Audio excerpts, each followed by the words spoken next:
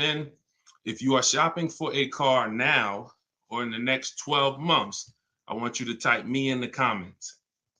All right, so we know who we're talking to. And Instagram. All right, Instagram. I see Instagram log this out again because I switched from the screen. We're just getting used to this. But as you come in, if you are shopping for a car now or in the next 12 months, just type me. And I want to know, because I want to talk specifically to y'all. If you're shopping for a car, after that, that's fine. But I want to talk specifically to the people who are shopping now. Now, after you let us know if you're shopping, I want you to check in. Where we at? Where are we at today? Let me know where you are in the country. I like to do a roll call, check in. Where are we at in the country? Good to see you, Calvin. Good to see you, Catrella. Good to see you, Charlicia.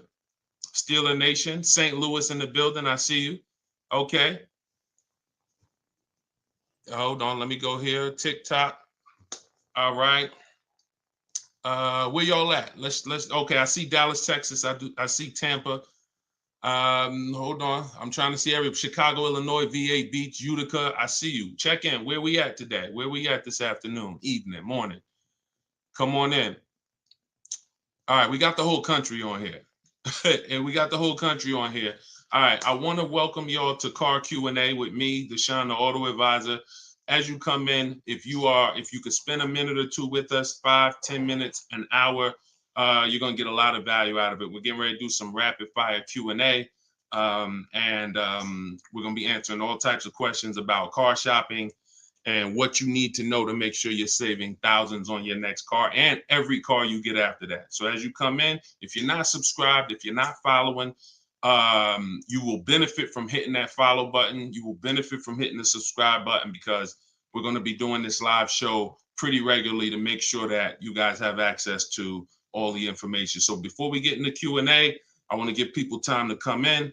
I also want to finish up the housekeeping. My new digital book, Car Shopping for People That Hate Car Shopping, is now officially released. We are doing a 75% off sale. It's normally $97. It's a digital book.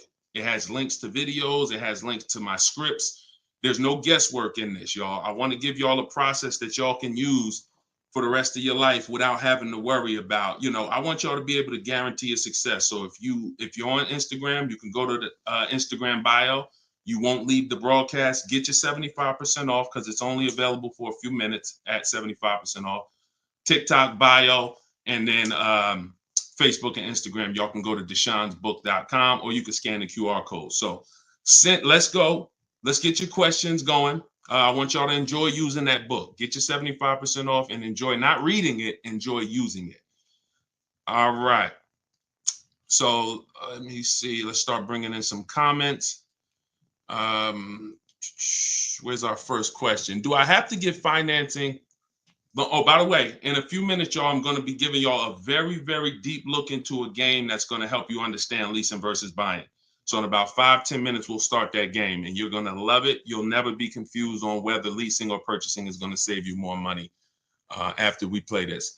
Do I have to get financing to lease a car? No, you don't. Whenever we lease a car, we are always using the dealer's financing department, their company, the bank that makes the car. And because we can't shop for our own financing, how do we make sure that they're not marking up the interest rate on the lease? Multiple offers. There's no way for you to make sure they're not marking up the interest rate on the lease without multiple offers. That is what reveals the true deals when you're shopping for a lease. So there's no interest rate to shop for, but we must protect against interest rate markups with multiple offers, because some dealers will mark up the interest rate and never tell you. They'll just give you the quote, and they're depending on you not shopping their competition to find out that they marked up the interest rate on the lease. All right. So when you get your offers, it's always with multiple offers. Shout out to the sharers. Shout out to everybody who's sharing the broadcast. If this is your first time on a live with me here, just type 1. Type the number 1 if this is your first time on a live. I'm near the end of a 3-year lease. Is it best to buy the vehicle or lease another? It's very rarely best to buy. Very rarely. Shout out to the first time viewers. Good to see y'all. Very rarely, if ever, good to buy your lease. I'm going to tell y'all why. Because when you buy your lease, you're buying a used car. When you buy your lease, you are buying a used car. That's all that's happening. So, being that you are buying a used car, you need to know if would I normally buy a used car versus leasing. And the only way it makes sense to buy your lease out is if you're keeping the car another 8 years. I'm going to tell you why. You've already had the car for 3 years. You've already had the car for 3 years. Most people, when you buy your lease out, you're getting another 5 or 6 year loan for the balance. So you're committing to 8 or 9 years of payments on the same car. This spills into bad lease deals. The reason we don't take 48 months leases on a lease, because we're paying too long on a vehicle that we're giving back. We never want to be tied up long term in a vehicle we're giving back. That's the whole point. Leasing is meant to be 3 years, 39 months, sometimes 2 years, depending on what they're offering, in and out, switching cars very fast, always under warranty, keeping our payments low. Okay. Can y'all light up TikTok with the likes? Can y'all continue to tap the screen on TikTok? I see we got a few hundred people. We got about 400 people on total, all the broadcast. Could you actually hit that share button? Because I promise you, y'all, no one will ever get mad at you for sharing my page with them. I guarantee you that. In fact, my goal is to get them to thank you. Hey, thank you for sharing that. I like that guy's stuff. We try not to waste any time here. What about paying cash? VJ Live said, let me put this question up on the screen. If you're on, make sure you're subscribed on YouTube so y'all can see the whole thing, the presentation, when we share these numbers. We can't do that on Instagram and TikTok. So VJ Live said, what about paying cash? I have about 15,000 and I don't want payments, but they keep trying to push me to 25 grand range so I can have payments. Here's the thing.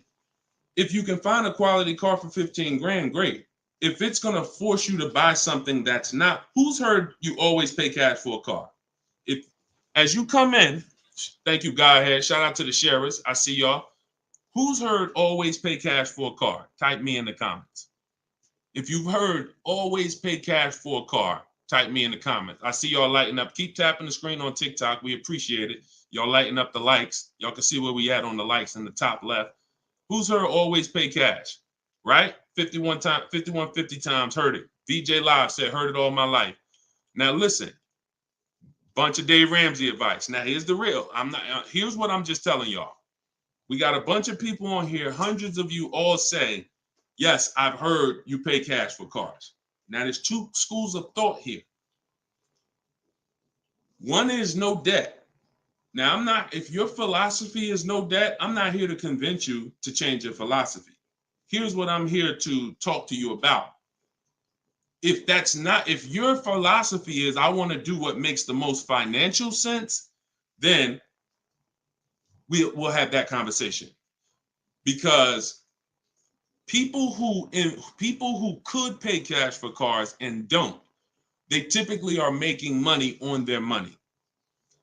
When I was in the dealership, people would come in, they would ask, what are the interest rates this month? If the interest rates were 0%, something special like 0%, 1%, 2%, 3%, if they knew that they were getting 10, 15, 20% returns on their money, they're not going to put it in a car. They're going to use the bank's money at 1, 2, 3%, and they're going to use their money to keep making 10, 12, 15, 20%. That's the philosophy. So they view that as, I'll pay 3%. They view it more as a business transaction than as a leveraging money to make more money. See, some people will tell y'all people who don't pay cash for cars, they're into debt. But I'm here to tell you that when I sat with very, very savvy people in my career with Mercedes and General Motors, I had tons of people who could easily have wrote a check for the car.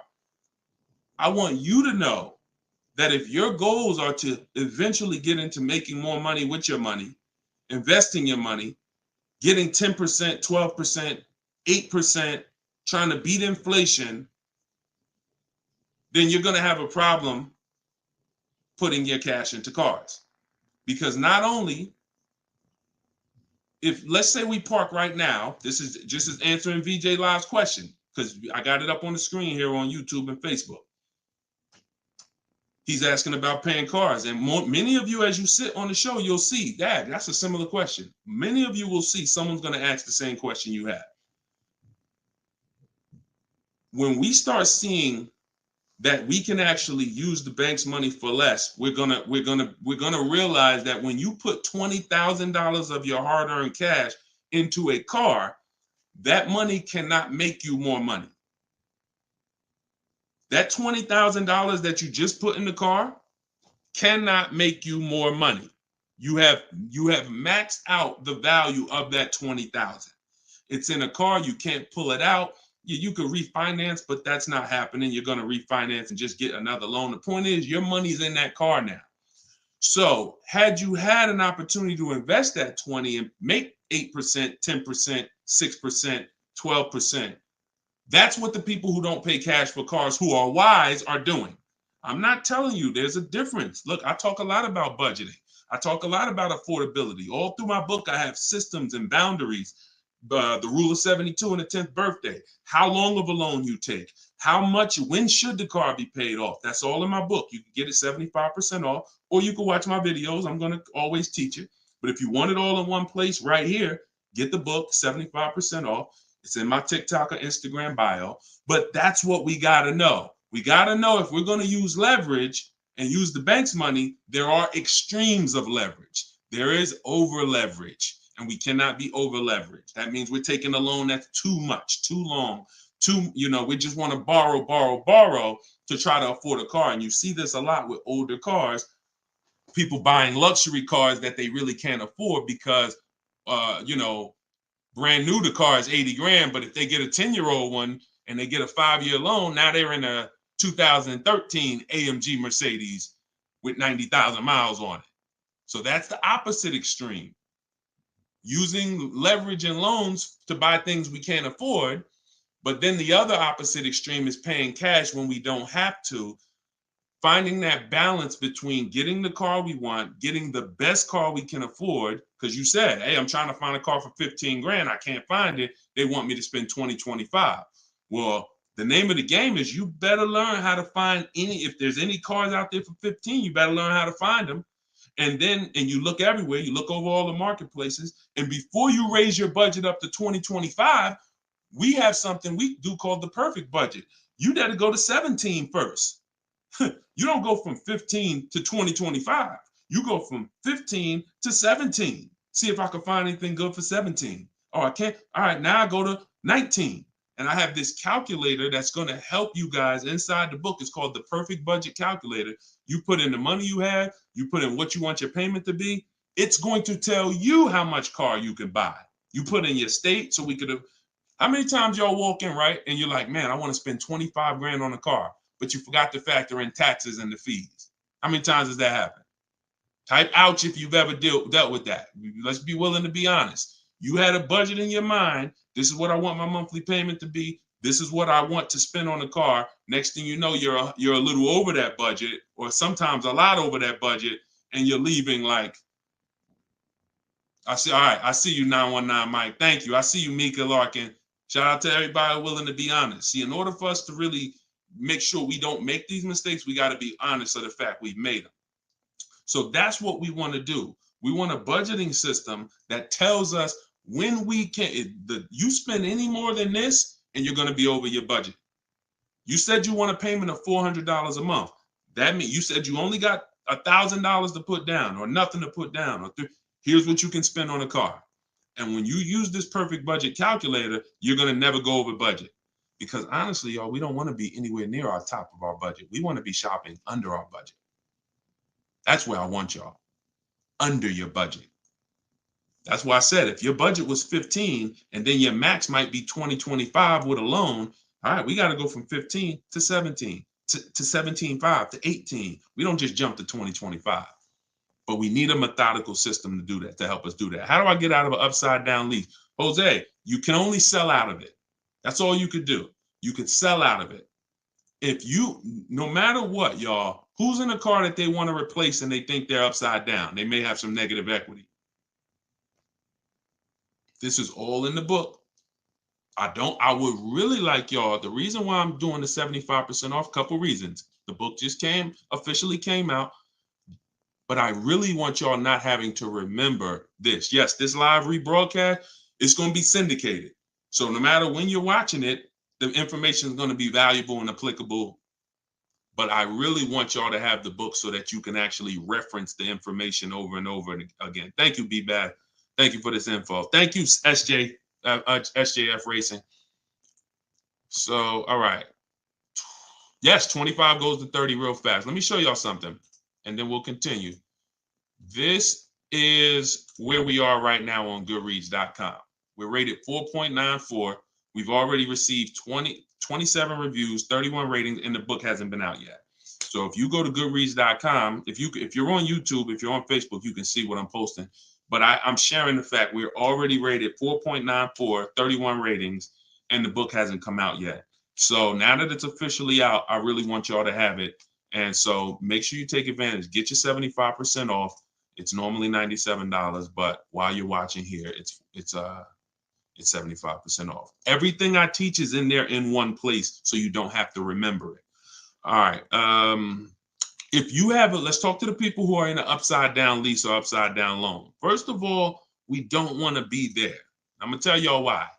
If you're in an upside down lease, that means you didn't pick your mileage correctly. That means something happened, because with a lease, you have to have predictable miles.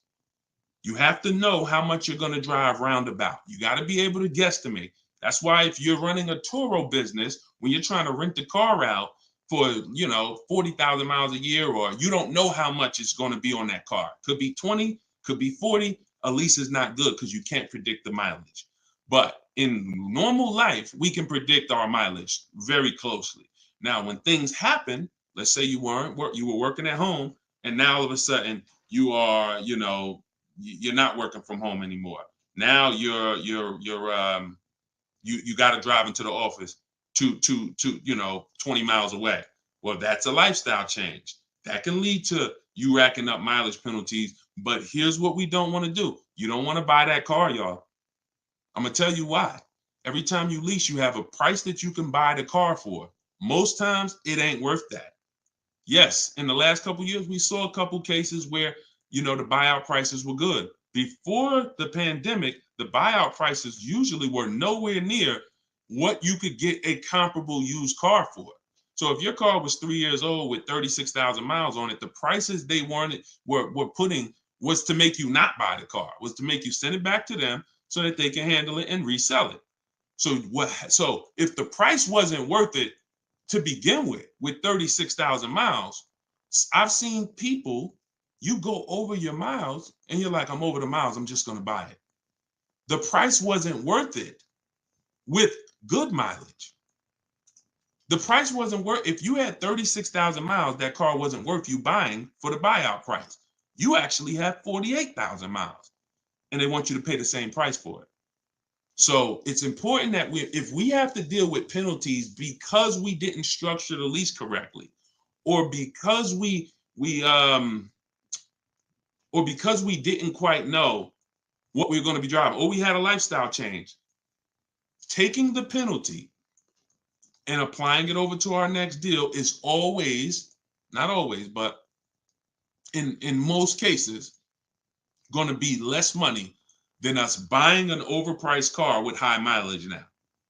We cannot just keep buying our leases without doing a market check. So when you asked about how do I get out of a lease with negative equity, all you can do is find out what the penalty is. There's 3 ways that you could get out of this thing. You could either pay the difference. So if you got, you could wait until your mileage, and this is, all right. If you have negative equity on a lease, I don't even like to call it negative equity because there's no such thing as negative equity on a lease. There's penalties. That's different. Penalties on a car you purchase. Yes, there's negative equity. You bought it, you have a loan on it, the value is not worth the loan, negative equity. With a lease, we have penalties, over mileage penalties. And now some people say, well, I'm gonna go over mileage, I'm gonna get out of the lease 3 months early. But you don't realize if you get out of the lease early, what do you still have remaining? Payments. Three months of payments, 6 months. Who's ever had a dealer say, hey, don't worry about the payments, we'll take care of the old payments? Who's ever heard that? Type me if you've ever had a dealer say to you, don't worry about the old payments, we'll take care of the old payments. Okay, lots of you. The problem with that is the payments don't disappear. They always get rolled over to the next lease. They always get rolled over to your next deal. So what I want y'all to start doing is I want y'all to see that the money is not hitting. When you have negative equity, 5,000, you got this baggage from your old car, it does not go away. It gets either transferred or you can pay off the difference. So the key is to stay out of negative equity, to stay out of penalties, because yes, once you have them, they have to be accounted for. We got to find our great deal, and then we got to bring our penalties over on top of the great deal. That's all we can do. Now, you better try to see what your car is worth selling it, because you said you're over miles. You call your leasing company, you get your payoff, you find out what your cash offers are. Go to Vroom. Vroom's out of business. Sorry, CarMax, Driveway, Carvana, AutoNation, and Kelly's Blue Book Instant Cash Offer. You can go to Car Guru, Sell My Car Too. These are all people that give you cash for your car. That's what your car is really worth, what those companies will pay. Whoever's the highest bidder, we take that. See, what I'm teaching y'all, and some of you are going to get it immediately right here, right now. Some of you, it's going to take a while to get the fact that your money comes when your savings come when you start learning to make people bid instead of getting one offer. You get the most money when you start learning to make people bid. And so what you have to do is get multiple offers, find out what your car is worth. When you go on those websites, when they ask you is it a lease, say no, because their websites are set up to where if you put it's a lease, it's going to automatically trigger that they can't buy it. But they can buy it. We've been doing this, y'all. I got hundreds and hundreds of members in Cars from Home University. We shop all around the country. You must put no when you're getting offers for a lease, because their computer is set up to automatically think that it's a third-party restriction and they can't buy it. But when you call your bank, you're going to ask them, do I have a third-party restriction? If they say no, then that means you can sell to anybody. But again, the way these companies are set up, they saw us making all this money on these cars, and the bank said, no, we got to do these third-party restrictions. And it was so many people going to those websites saying, oh, I'm about to sell my lease. And then they would get there, or they would talk to them and they would say, no, we can't buy it because it's a third-party restriction. So they just made their website default to we don't buy leases, but we do know if you don't have a third-party restriction, they can buy your lease. And it's very important for you to know that. And if you do have a third-party restriction, it doesn't limit the fact you can sell and make money. It limits who you can sell to. When you have a third-party restriction, they say what they're saying is you can only sell your car to a dealer that makes the same brand. You cannot sell to a third party, Carvana, Driveway. You can't sell to them directly. You can only sell to a dealer. So what does that mean?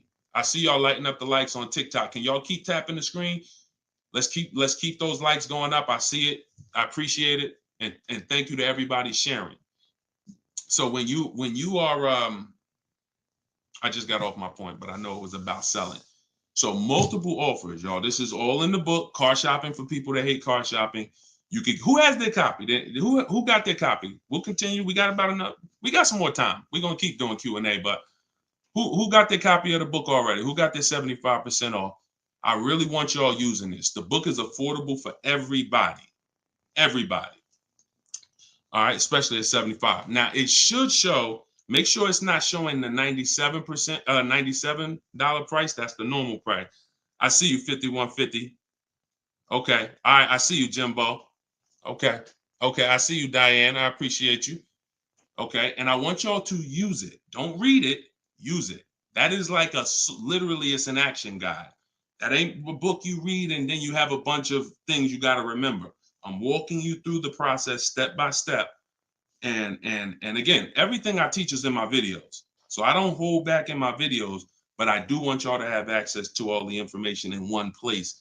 If if you don't want to cycle through all my videos to try to find it. All right, is it worth buying a car from Carvana? That's a great question, Danny. It depends on if it's the best deal in the market.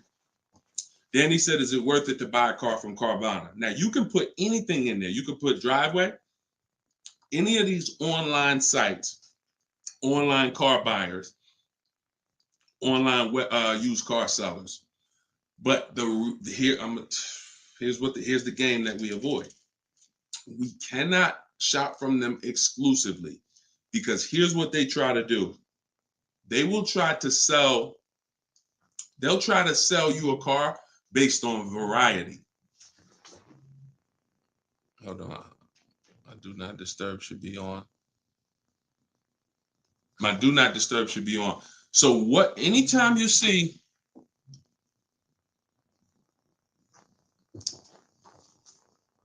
hold on one second.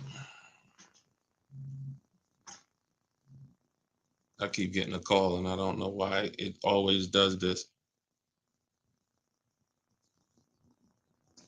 I don't want to lose the people on Instagram. Hold on, Instagram. We got you. All right. We should be back on Instagram now. Okay. So most times, especially when we're selling our cars to these people, you got to realize we sell our cars to Carvana, to Driveway, to all these companies because they pay more than dealers on average. If they're paying more than dealers on average, they're usually not the lowest price. When they're selling the cars, they're usually one of the highest. You can't pay people more than dealers and then turn around and sell for less than dealers. That could be part of the reason why Vroom went out of business. But whenever we shop for a pre-owned car, Carvana is always on the list. Whenever we shop for a pre-owned car, CarMax is always on the list. Driveway is always on the list. Why? Because we shop everywhere there's a used car. You may have been trained to shop local with used cars or to shop I only go to Car Gurus. Then you're missing the stuff that's on cars.com. You're missing the stuff that's on carfax.com. You're missing the stuff that's on Driveway. You're missing the stuff that's on CarMax. So we got it just the same way. If we were buying a baby stroller, we're going to go to Walmart, right? .com. We're going to go to Amazon, right? We're going everywhere, right? That's the same way we got to be when we're shopping for used cars. Carvana is just one marketplace. And unfortunately, there are people who shop from them exclusively because they're like, oh, I just love Carvana. I don't have to go into the dealer. And they don't realize that, one, what I teach you won't be in a dealer more than 30 minutes. And also, if I'm not checking their prices, I'm going to overpay. And I'll literally have I didn't have to go to a dealer, but I got a car in my driveway that I could have got for $5,000 less if I just shopped around the right way. I did just mention Auto Trader. Auto Trader's on our list, Alex. Auto Trader is one of our marketplaces. It's one of the marketplaces we shop on. It's just like a Walmart. It's just like a Amazon.com. Auto Trader is a big one. We definitely don't skip any used car marketplace. Now, we don't use Auto Tempest because Auto Tempest pulls and aggregates some data from other people's websites. They're not their own marketplace, so they can't get all the data. So that's why I don't use them. We just go direct to the marketplaces themselves because no company has the rights to market everyone's product. And so as long as no company has the right to market everyone's products, the only way we're going to see all the product is by being on all the marketplaces. But I'll show you how to do this quick. This shouldn't take you more. Look, y'all, this is going to sound crazy, but it shouldn't take you more than 60 minutes, 90 minutes to get your best deal on a car. No, 90 tops. Tops. Not only do I want y'all saving thousands, I want y'all to save time. Deciding what you want shopping, test driving, that takes time. That's fun. Getting the deal, that should not take you more than 60 to 90 minutes when you learn how to get bids. Okay. And the more you stick around, the more you use what I teach, you're going to make deals and save more money in like less time. I don't want to spend more than 60, 90 minutes getting my car deal, and I don't. All right. Ivan said, planning to get a new car ASAP. What are the steps to prepare that you would suggest? Well, first thing is to know whether you're buying or leasing. Let's go into this game. All right, let's go into this game. Thanks for reminding me. Now let's this is a game that I've done this on in some master classes. This is also in Cars from Home University, my video library. So what I want to show y'all is I want to show y'all this game I like to call Who's Winning. Okay? This is why. Now listen, we get ready to make some people mad at some people. I don't want y'all to get mad, but once y'all see this, y'all are gonna be mad at some people who taught y'all bad information about leasing, and it's cost y'all money. This is always step one. Now I'm getting calls from Facebook. How could this is so weird. I don't get how the heck I have my phone on do not disturb and I'm still getting calls. That is so weird to me. Got to figure that out. So bear with us, Instagram. Instagram is always the one that has to bear with us, you know. But all right, so this is what we're doing here. And look, go to YouTube or go to Facebook and watch the rebroadcast. Rob Rue said, "Where do I purchase the book?" Everybody who wants to purchase the book and get the 75% off, if you're on Instagram or TikTok, go to my bio, click the picture of me, go to my bio, you'll see a link, and then you'll see 75% off. Grab it. You won't even leave the broadcast, so you don't have to worry. You'll be right here. You'll still be able to hear me.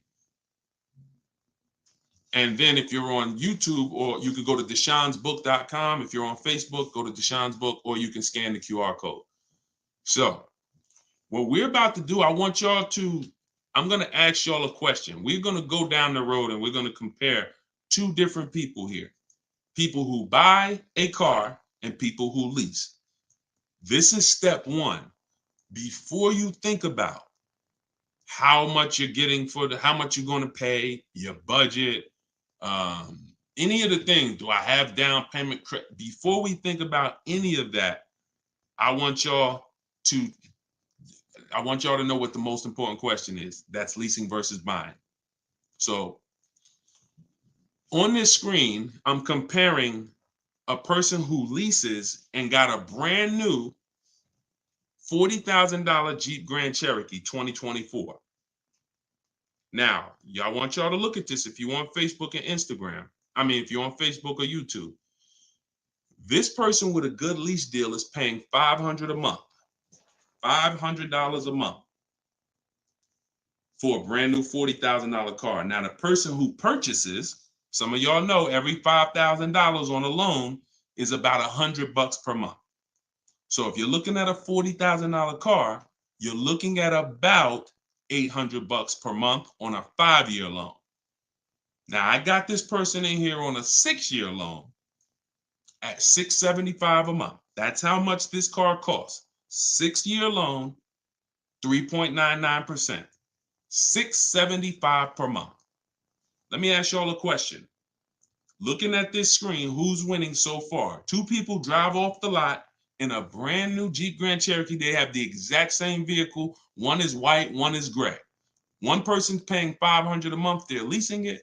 One person's paying $675 to buy it. $675 for 6 years. Who's winning, the lease or the purchase? Put L or P. We're just talking about, literally, we just drove off the dealership. You sitting in this car next to me. We got the same truck. I'm paying $500 a month. You purchased it. You're paying $675. Who's winning? The lease. Exactly. If you're saying purchase, you're missing it. You and me are in the same car. I'm leasing the same car as you for $500 a month. You're paying $675 a month. Same exact car. Who's winning? Exactly. See, Rob, and these are the things where we can't look. There is no, the purchaser is not winning. It's not no. It depends. We have to go straight up. We have to go straight up by the numbers. See, that's where we lose at. We lose with all of this subjective, oh, well, it depends on how we look at it. No. You're driving a 2024 Jeep Grand Cherokee. I'm driving the same vehicle as you. I lease it, and every month $500 comes out of my household. Every month $675 comes out of your household. We have the same exact car. Who's winning? The lease. Exactly. That's what we got. We're gonna go down the road.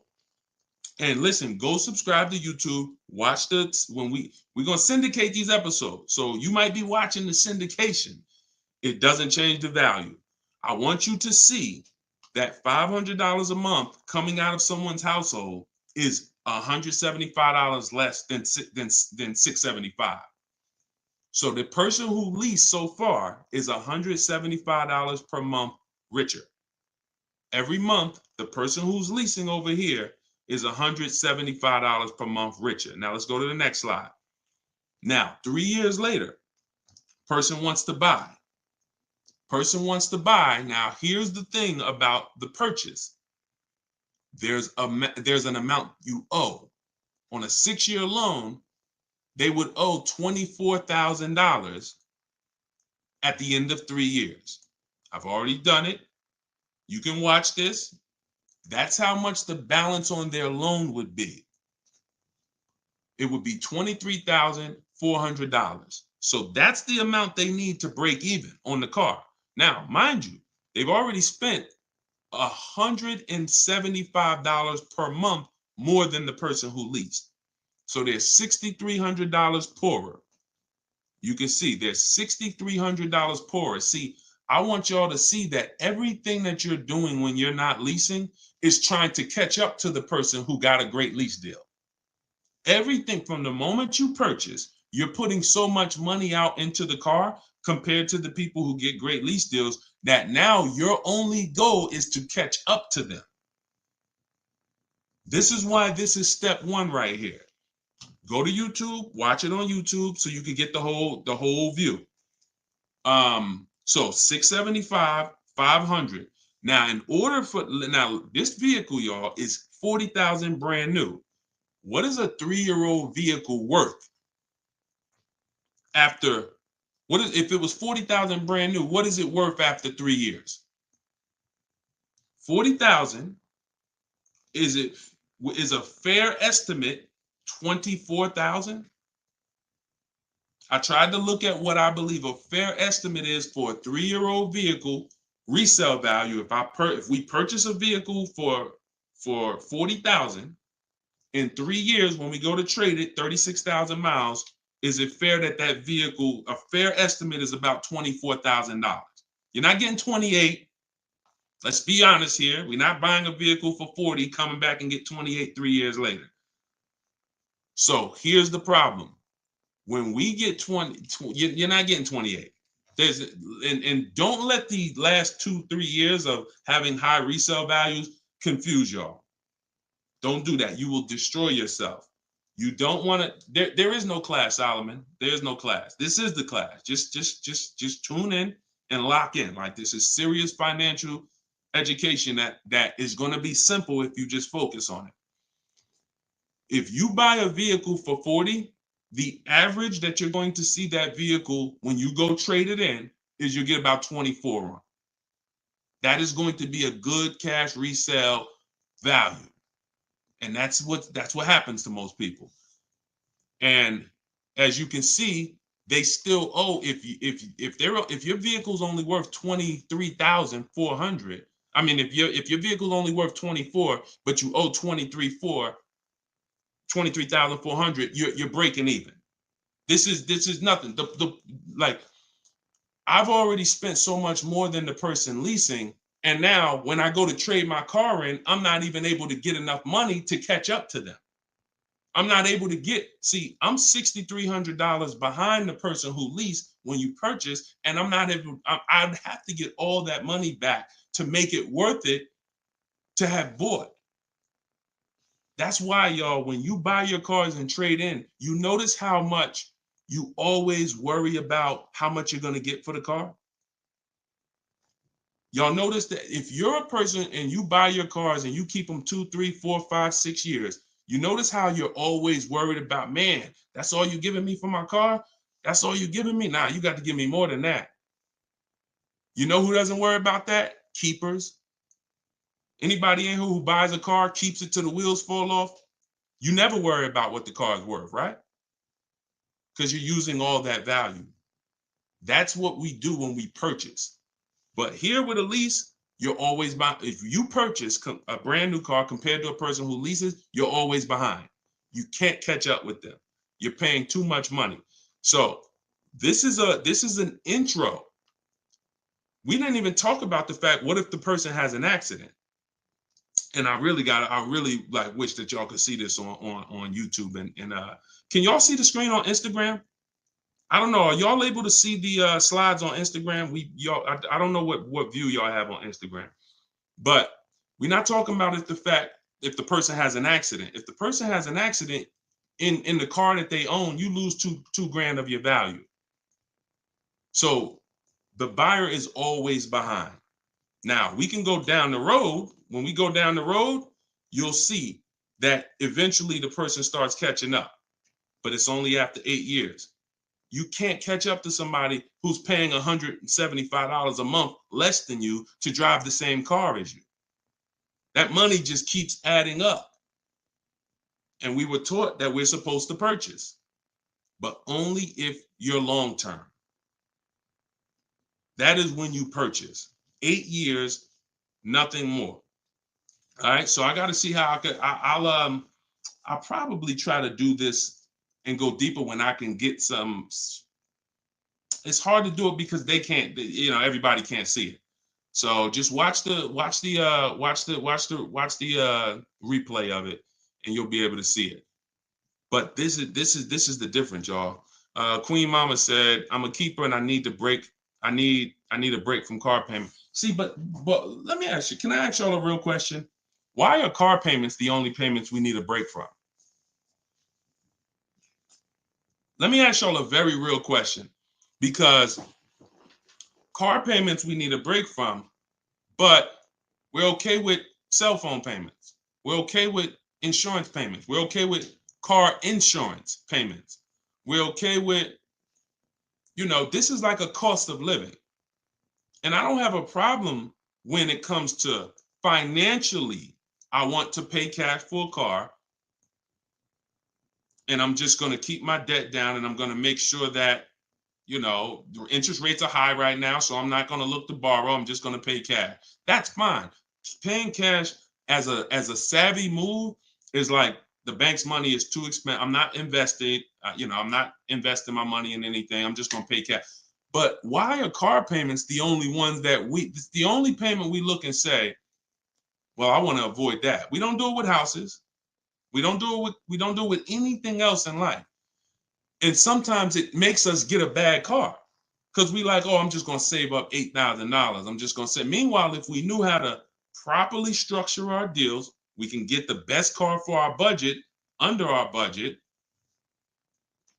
Because y'all know all cash is saved up payments, right? All people be like, oh, I'm going to pay cash. If you save up $20,000, that's just a bunch of saved up payments. Yeah, she said, I'm tired of house payments too. I understand. And again, if we have the cash and we can go and we can look, I'm going to teach you how to pay cash for cars if it makes sense. And if you have cash, that's great. We got to make sure we get the best price on the car. But at the same time, you need to know when it doesn't make sense to pay cash. If they're doing 0% financing on the car you want, why wouldn't we use the bank's money at 0% and let our money continue to make money, or continue to keep our cash free? So again, because there's nothing to justify it. There's nothing to make it make sense. Oh, I don't want car payments. I don't want any of the payments that I have in my life. But my goal is to get the best the best out of what I'm paying for. But yeah, it's a lot that goes into it. You got to make sure that those that's why, y'all, we got to shop below our budget. I need a break from rent. Yeah, we got to shop below our budget. Look, when we let people talk us into cars that are above our payments goals, that are above our monthly expense goals, oh, now we get tired of them. But if your monthly budget was 500 and you went in and you left with a great car at 450, 425, you ain't really tired of that payment. You're tired of the payment, right? Like, you're tired of the payment that's 700 when you really didn't want to go above 650. Now you're like, dang, I'm paying 700 for this car. Dang, I'm getting tired of this. When you're under, you don't get tired when you're under your budget. You get what I'm saying? Does that make sense? Type I don't know, $, if that makes sense. We only get tired of payments when they're over our budget. When they're comfortably within our budget, we're never tired of them. That's why we're fine. So, but we got to learn how to get the best cars for our budget, and that comes through multiple bids. You have no idea. And then it comes through leasing versus buying, which is what we've been talking about in this initial thing. In this initial thing. I'll try to get everybody on one stream, where y'all could all see, because I really want to focus on the people who can see the slides. And because I know I could engage with them because they can see the slides, and then but it's people who can't. So that's all right. We'll continue to adjust. But you got to know, believe me when I tell you, thousands of people have learned that the biggest issue of affordability for the cars that they're driving was the fact that they didn't understand leasing. Leasing is going to get you 30, 40% more car for the same money when you learn how to get great lease deals. All day long. So it's people who driving a daggone $50,000 car, they got a $900, $1,000, $1,100 a month payment. At the same time as people driving $50,000 cars, and look, this is their payment. I'm gonna show y'all something that's gonna blow your mind. You can't believe that this is a payment on a car. Right here, look. Greg is in our Facebook group. He's in our Cars from Home University program. He said, my first time posting here. His MSRP on his car that he got, it's a Kia EV6 Win with the tech package. $56,275 car, y'all. $56,000. That vehicle, if he went in there and said, I want to purchase that, man, I'm not leasing nothing. How much is it? That vehicle is $1,100 a month on its best day. 5-year loan, $1,100 a month. If he stretches out the loan 6 years, maybe it's $1,000 a month. I don't ever recommend you go above a 6-year loan. When we get into structuring our deal, y'all gonna hear me talk about the rule of 72, 10th birthday. We don't ever want to go above a 6-year loan. It's very risky, and it's a sign. It's a sign of affordability. We can't afford the car. It's like a 40, 50-year mortgage. So the point is, if he walks in to get that car, he's leaving with $1,000 car payment. Same car. Look at what he got, y'all. Shopping multiple offers. The dealer that won the bid, his payment is $527 a month. $527 a month. He gave him first month's payment, and he drove off. He said no other dealer came close. Some people may have shopped that car and said, Deshone, I was shopping a lease for that car. They was telling me it's $800 a month. Absolutely. That's normal, because the overpriced dealers that we don't buy from are going to take their shots. But in order for us to see that, wait, this car is not really $800. The best deal on this car is $527. We have to shop multiple offers. Now, it's not always going to be that dramatic, but I promise y'all, when y'all shop multiple offers, it's going to blow your mind.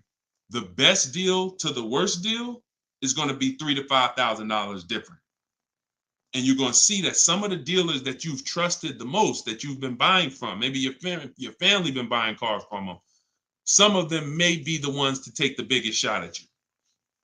So you have to shop multiple offers. But y'all see how there's no comparison to that deal Greg just got? $527 a month. Another person's driving the exact same vehicle paying $900. This is how, when y'all see these videos of that, people average car payment is $1,000. How? Because they don't understand leasing. They don't understand leasing. Once you understand leasing, you'll understand how these people are getting jammed up and how you may have gotten jammed up in a high car payment for a car that you might feel like, oh, I'm paying way too much money for this car. And then the opposite side is, if we are purchasing, we have to make sure we are getting the best price for the car and we are getting the best interest rate we can get. Does he lease to buy? No, we don't do lease to buys. We don't mix the two. Leasing is its own benefit. That's a great question. Great question. Let me put the banner back up for those of you who want to get the book. See, if you don't want to have to remember all of this, grab your book. My new book is called Car Shopping for People That Hate Car Shopping. It's digital, so you could download it, be literally using it in 2 minutes, and just go to deshonsbook.com. It's 75% off for our launch, and you can get your copy. If you're on Facebook or if you're on Instagram or TikTok, you could go right to my bio. Click the link in my bio, get your copy while it's 75% off. Price goes back up to $97, I think, after 30 minutes. All right, so your payment is over $1,100 now, and look, that means your loan is probably somewhere around 60 grand or more. Depends on how much it depends on what your term was. So if your payment was $1,100 a month, on a 5-year term, that's a $60,000 loan. That's about a $5,500 loan on a 5-year term. So you want to look at other ways to acquire that car. Is there a way that I could have been in this car for less money? Now, watch this, Gigaware, because he's being honest. My payment's is $1,100. If you are buying that car and your intention is to keep it, and that means your intention is to keep it for 8+ years, you're going to pay off that car, and then you're going to just, start to catch once you don't have a car payment, you can start to catch up to the person who leased, because the person who leases is always going to have a payment. That's the downside about leasing. There is no opportunity for you to pay off the car, and you don't want to. Again, it's not like when you're not keeping cars long enough, you're getting great lease deals. The goal is not to pay off the car. The goal is to drive the most car I can for the least amount of money. That's the goal with a lease. The goal with a purchase is to now pay off the car and start to now keep the car long enough for the depreciation to cool off. Depreciation is the value that it loses every year. Thank you, Becky. Good to see you as well. Long time. Great to see you. So depreciation is the value the car loses every year. When you buy a brand new car, you lose 20% the first year. Then you lose 15%. Then you lose 15%. Then you lose 12%. Then you lose 10%. And as you keep the car longer, it gets to a point where you're only losing 5% or so a year. But you must keep that car long enough to get to that point. And what many of you have been taught to do, you may have been taught to, man, I buy my cars and then I'm replacing them in 3 years. I'm replacing them in 5 years. Now I'm replacing my cars when they're losing the most value. That's not when you want to replace a car. You now bought the car, it's losing value like crazy for the first 6-7 years. Now, perfect. It's going to cool off now. It's paid off now. Now I can start to recoup some of all that money that I put into that car. But most people don't do that. You may have been taught, I just go and get another car and I start the process all over again. So not only are you never getting to benefit, not only are you always having a payment anyway, you're not getting the benefit from all the money that you're putting into these cars. You're never allowing the depreciation to cool off to where you got no car payment and you just got a car out there and you can stack some of this money up. It just happens all the time. It's an issue of not understanding leasing. Leasing is for short-term people less than 8 years. Purchasing is for long-term people more than 8 years. And don't worry, we'll continue to go deep on this. All in the book. So anyway, anybody who wants to really know this and have it all in one place so they can use it, if you're shopping for a car now or in the next 12 months, you need this stuff right now. You know, I got tons of videos all over all my Facebook pages. But if you want all the information in one spot, get your book at 75% off. Just make sure that it's not showing the $97 price. Whenever you click to the website, make sure it's showing the 75% off price. So you can purchase off the bank loan. I don't know what you mean by that, Skinner. Is it smart to lease and then buy it out? No, see, and again, that's a very common question. Yo, what's the benefit of that? I mean, somewhere along the lines, we heard about leasing to buy. We don't want to, you're only leasing because you don't want to buy the car. You're buying the car because you want to keep it and take care of it for the long run. I see you, Dr. Coop. Congratulations. She said, I got the book. Enjoy it. Use it. Don't read it. Use it. And, I really can't wait to hear your success story. There's no reason. Look, when I'm going into a lease, and you got to have this in your tool belt. Some of you, your children are not going to keep a car 8 years. You're going to need to set them up to get a great lease.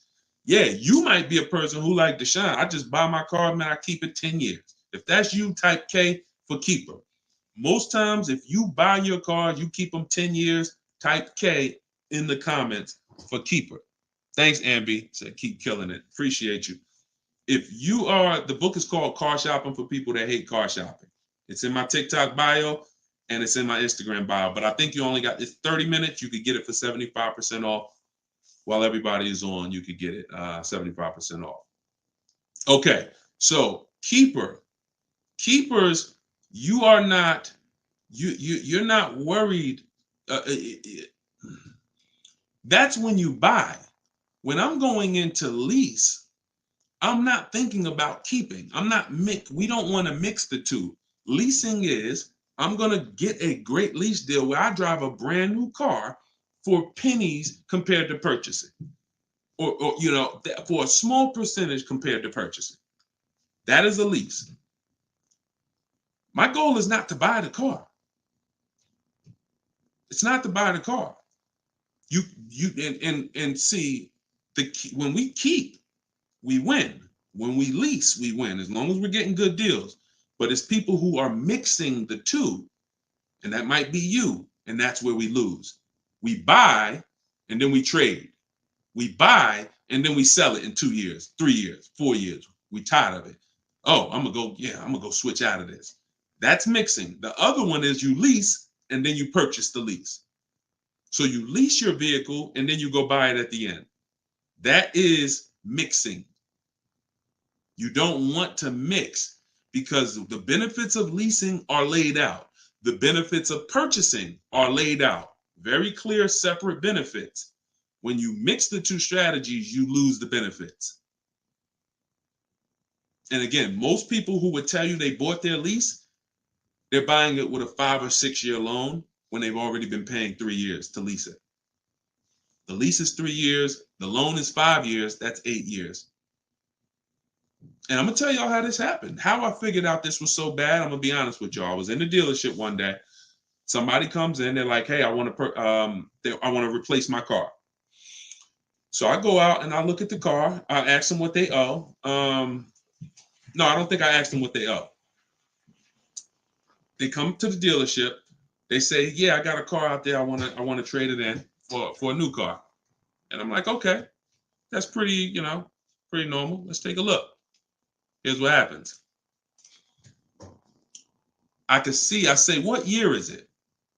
And they'll say, well, it's a 2018. I'm just using like a real example. Like they say, oh, it's a 2018. Now I'll ask them, how long have you had it? And they'll say, well, I bought it brand new. So I've had it 5 years, 6 years. Now, follow me, y'all. Everybody on here, I want your opinion on this. Person comes up and says they've had a car for 6 years. They bought it brand new. They've been paying on that car for 6 years. Don't you think that car should be paid off by now or almost paid off? Yes or yes. Type Y if you understand. Person bought it 6 years ago. You go out and I'm like, okay, mister, how long have you had it? They're like, I've had it for 6 years. So I'm like, okay, perfect. Everybody's saying yes. So this is what I'm thinking. This is how I found out buying your lease was a bad idea for most people, if not all. So I go and I say, okay, great. I see you're here trading. Now, in my mind, I'm already trained to talk to him about leasing because, thank you, Brent. I know you're here trading this car in 6 years. I want to show you what leasing looks like, and you're going to love that a lot better. You're not going to need this down payment. I'm going to be able to give you a check back for this equity in this car you got here. It's going to be all good. And I've helped some people do that. They come in and I show them the lease, and I'm like, you know, you keep just trading your cars, but if you lease, here's what, boom, that you could do. And then I'll give you this, you know, you get a big check back for your balance of your old car, all of that. So this is when it works, it's beautiful. But when it doesn't work, this is what it looks like. I'm like, I run in and I'm like, okay, your car is worth about $15,000. Instagram just logged me out. Instagram just logged me out of nowhere. I don't know what happened. Let's see if I could go back. All right. So now when it doesn't work, so I go out and I find, you know, the used car manager may tell me this car is worth $15,000, and I'm like, okay, perfect. It's probably paid off. Great. He's gonna get like a check back for like almost all that, and then he's gonna have a low payment. He's gonna love it. So I find out when I call the bank, I say how much you owe. He says, well, I don't really know. I call the bank. I'm like, okay, I'm calling for Mr. Jones' payoff on his, you know, such and such car. And the bank says, okay, yes, the payoff is $15,000. I'm like, wait, 15,000? How could he still owe 15,000? This doesn't make sense. I look at him and I say, the bank is saying you still owe 15,000 on the car. And I'm like, he's like, yeah, okay, yeah, I didn't know how much I had owed. I said, wait a minute. Didn't you tell me that you had this car since it was new? Yeah, and you told me you had it for 6 years? Yeah. How do you still owe? And he said, oh, I leased it first, though. What I did was I leased it for 3 years, and then I had bought it at the end. And I'm like, there we go. That's the problem. You leased it for 3 years. Most people, when they're buying their lease, they're going to put a 6-year loan on it, which means 6 years later, from the day you bought it, from the day you originally leased it, 6 years later, you've been making payments and you still have 2 more years of payments left. That's actually, I'm wrong. That's 9, 3 years of payments left. Happens all the time. So I literally, y'all, smart people on here, you'd never take a 9-year loan, right? Type never. You never take a 9-year loan. If you're enjoying, please subscribe to the YouTube channel. If you're not subscribed already, we still got probably 400 or 500 people on here throughout all the platforms. If you, whatever platform you're on, make sure you're following us, because this is the stuff we do. You would never, right? You would never take a 9-year loan. But the same adamant, we're adamant we'd never take a 9-year loan. We got to see every single time. Thank you so much. I appreciate the gifts on TikTok and all the platforms. We got to take every time we hear about buying our lease out, unless we're going to pay cash for it, which is another discussion. But most people are not. They're going to take a 5 or 6 year loan out. So as soon as you hear lease to buy, as soon as you think lease to buy, I want you to think 8 or 9 years of payments on the same car. That's why it's a bad idea. That's why it's a horrible idea. Okay?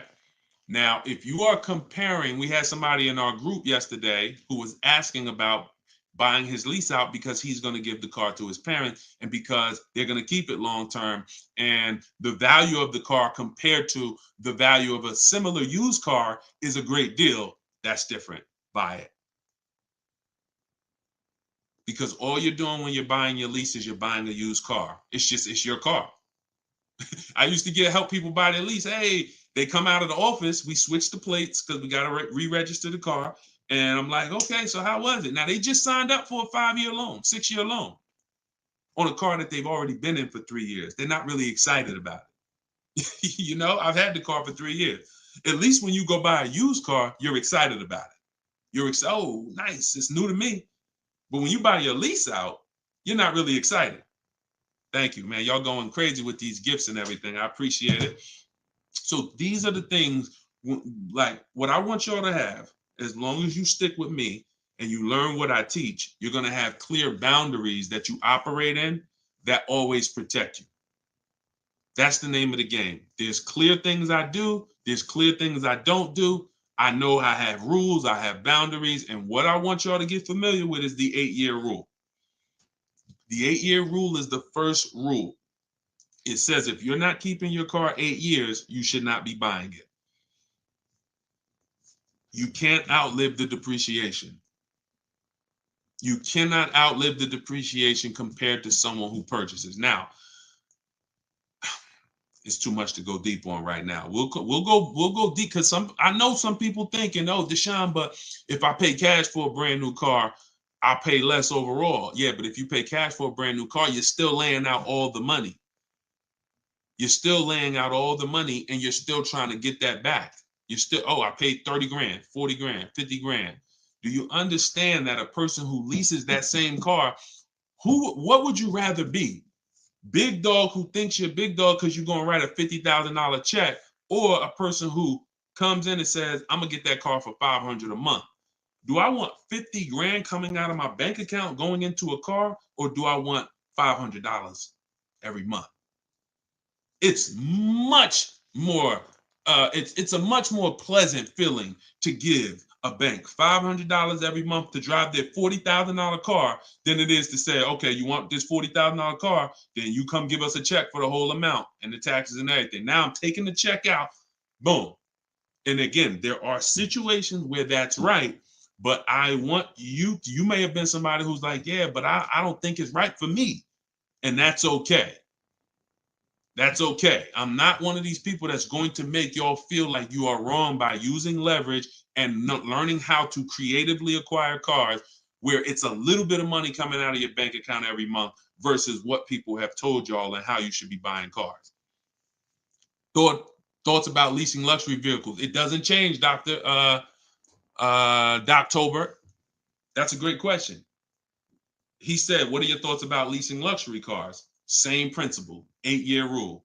I don't care whether you're leasing a G-Wagon, whether it's a Bentley you're looking at, whether you're looking at a Toyota Corolla, the 8-year rule is what applies.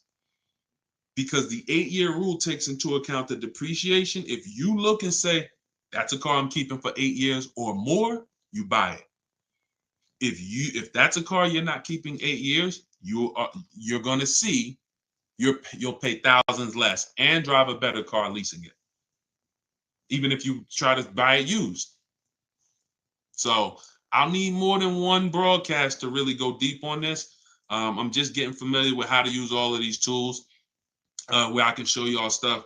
But we'll continue to go deep on this. This is not a subject. If you've gotten years and years of bad advice, it's not always. Some of you get a breakthrough immediately, and some of you it takes more time because again, it's been beaten to your head, and people with loud voices who shout tell you this is what you do, or you never do this, or you always do it like this.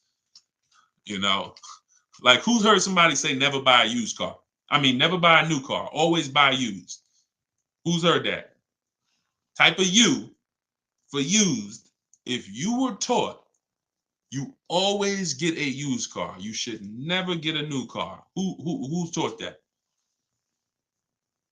And we got a couple more minutes. We'll stay on. We'll do some more questions. As long as y'all continue to share the broadcast and continue to stay tuned in, I see we still got hundreds of people on. Then we'll continue. All right, now let me tell you how. See. You either have to teach something that works for everybody, or what you teach will mess people up. If somebody says to y'all, every single one of you should be buying used cars, because that's what they'll say. Never buy a new car. Everybody on here should be buying a used car. So that means you think everybody in the country should be buying used cars, right? Yeah, absolutely. Nobody should buy a new car. Nobody in this whole country should buy a new car. Like, no, always buy a used car. Okay, perfect. So let's just say if you had your wish, everybody in the country will be buying used cars, right? Because that'd be better for them, right? Yes, if I had my wish, everybody would be buying used cars. Then here's my question. How do they become used cars then? How do they become used cars if everyone is buying used cars? I want y'all to think about this. If you had your wish, you could snap your finger, Mr. Financial Advisor, whatever you teach. How could everyone buy used cars? It's impossible. The cars come in new. They don't just, so if everybody was buying used cars, what's happening to the new cars? They're just sitting there. And then, so that's not a practical solution. How do we acquire? Who should be buying brand new cars? People who are going to lease them, and people who are buying new cars, who want to purchase, keep long term, and you could afford new. That's only if some people say, Deshone, I want to buy. I'm not leasing, I want to buy. I keep my car, but should I buy new or pre-owned? That depends on budget. That depends on, unless you want one specific from a year, sometimes it'd be like, oh, I want this special year. But if it's a case of, you know what, I can afford both. Should I buy new? Should I buy pre-owned? That's a matter of budget and preference. If I could afford a new one and I can keep it long enough to outlive the depreciation, then I'll buy new. But if I can't afford to get a quality vehicle for my budget, then I'll buy pre-owned. And some people want to treat themselves. Some people like, I only get a new car every 10 years, Deshone. I'm going to get something new. That's fine. That's fine. As long as it's long term, because time heals all wounds. We killing the likes on TikTok too. I appreciate everybody tapping the screen. Y'all still running the likes up. Appreciate it. Shout out to the subscribers. If you haven't subscribed to us on YouTube yet, please, we invite you to subscribe. This is what we'll do. You'll get notifications of when we live, so you can make sure you tapped in. I see you, Barbara. She said, I just bought the book. I appreciate everybody who got the book at 75% off. This is the launch. I'm excited. As y'all saw earlier in the broadcast, we're already rated 4.94 on Goodreads.com. We got 31 reviews. That book, Car Shopping for People That Hate Car Shopping, has been really changing people's lives and the way they shop. It's a tool. It's not something you read. It's something you use.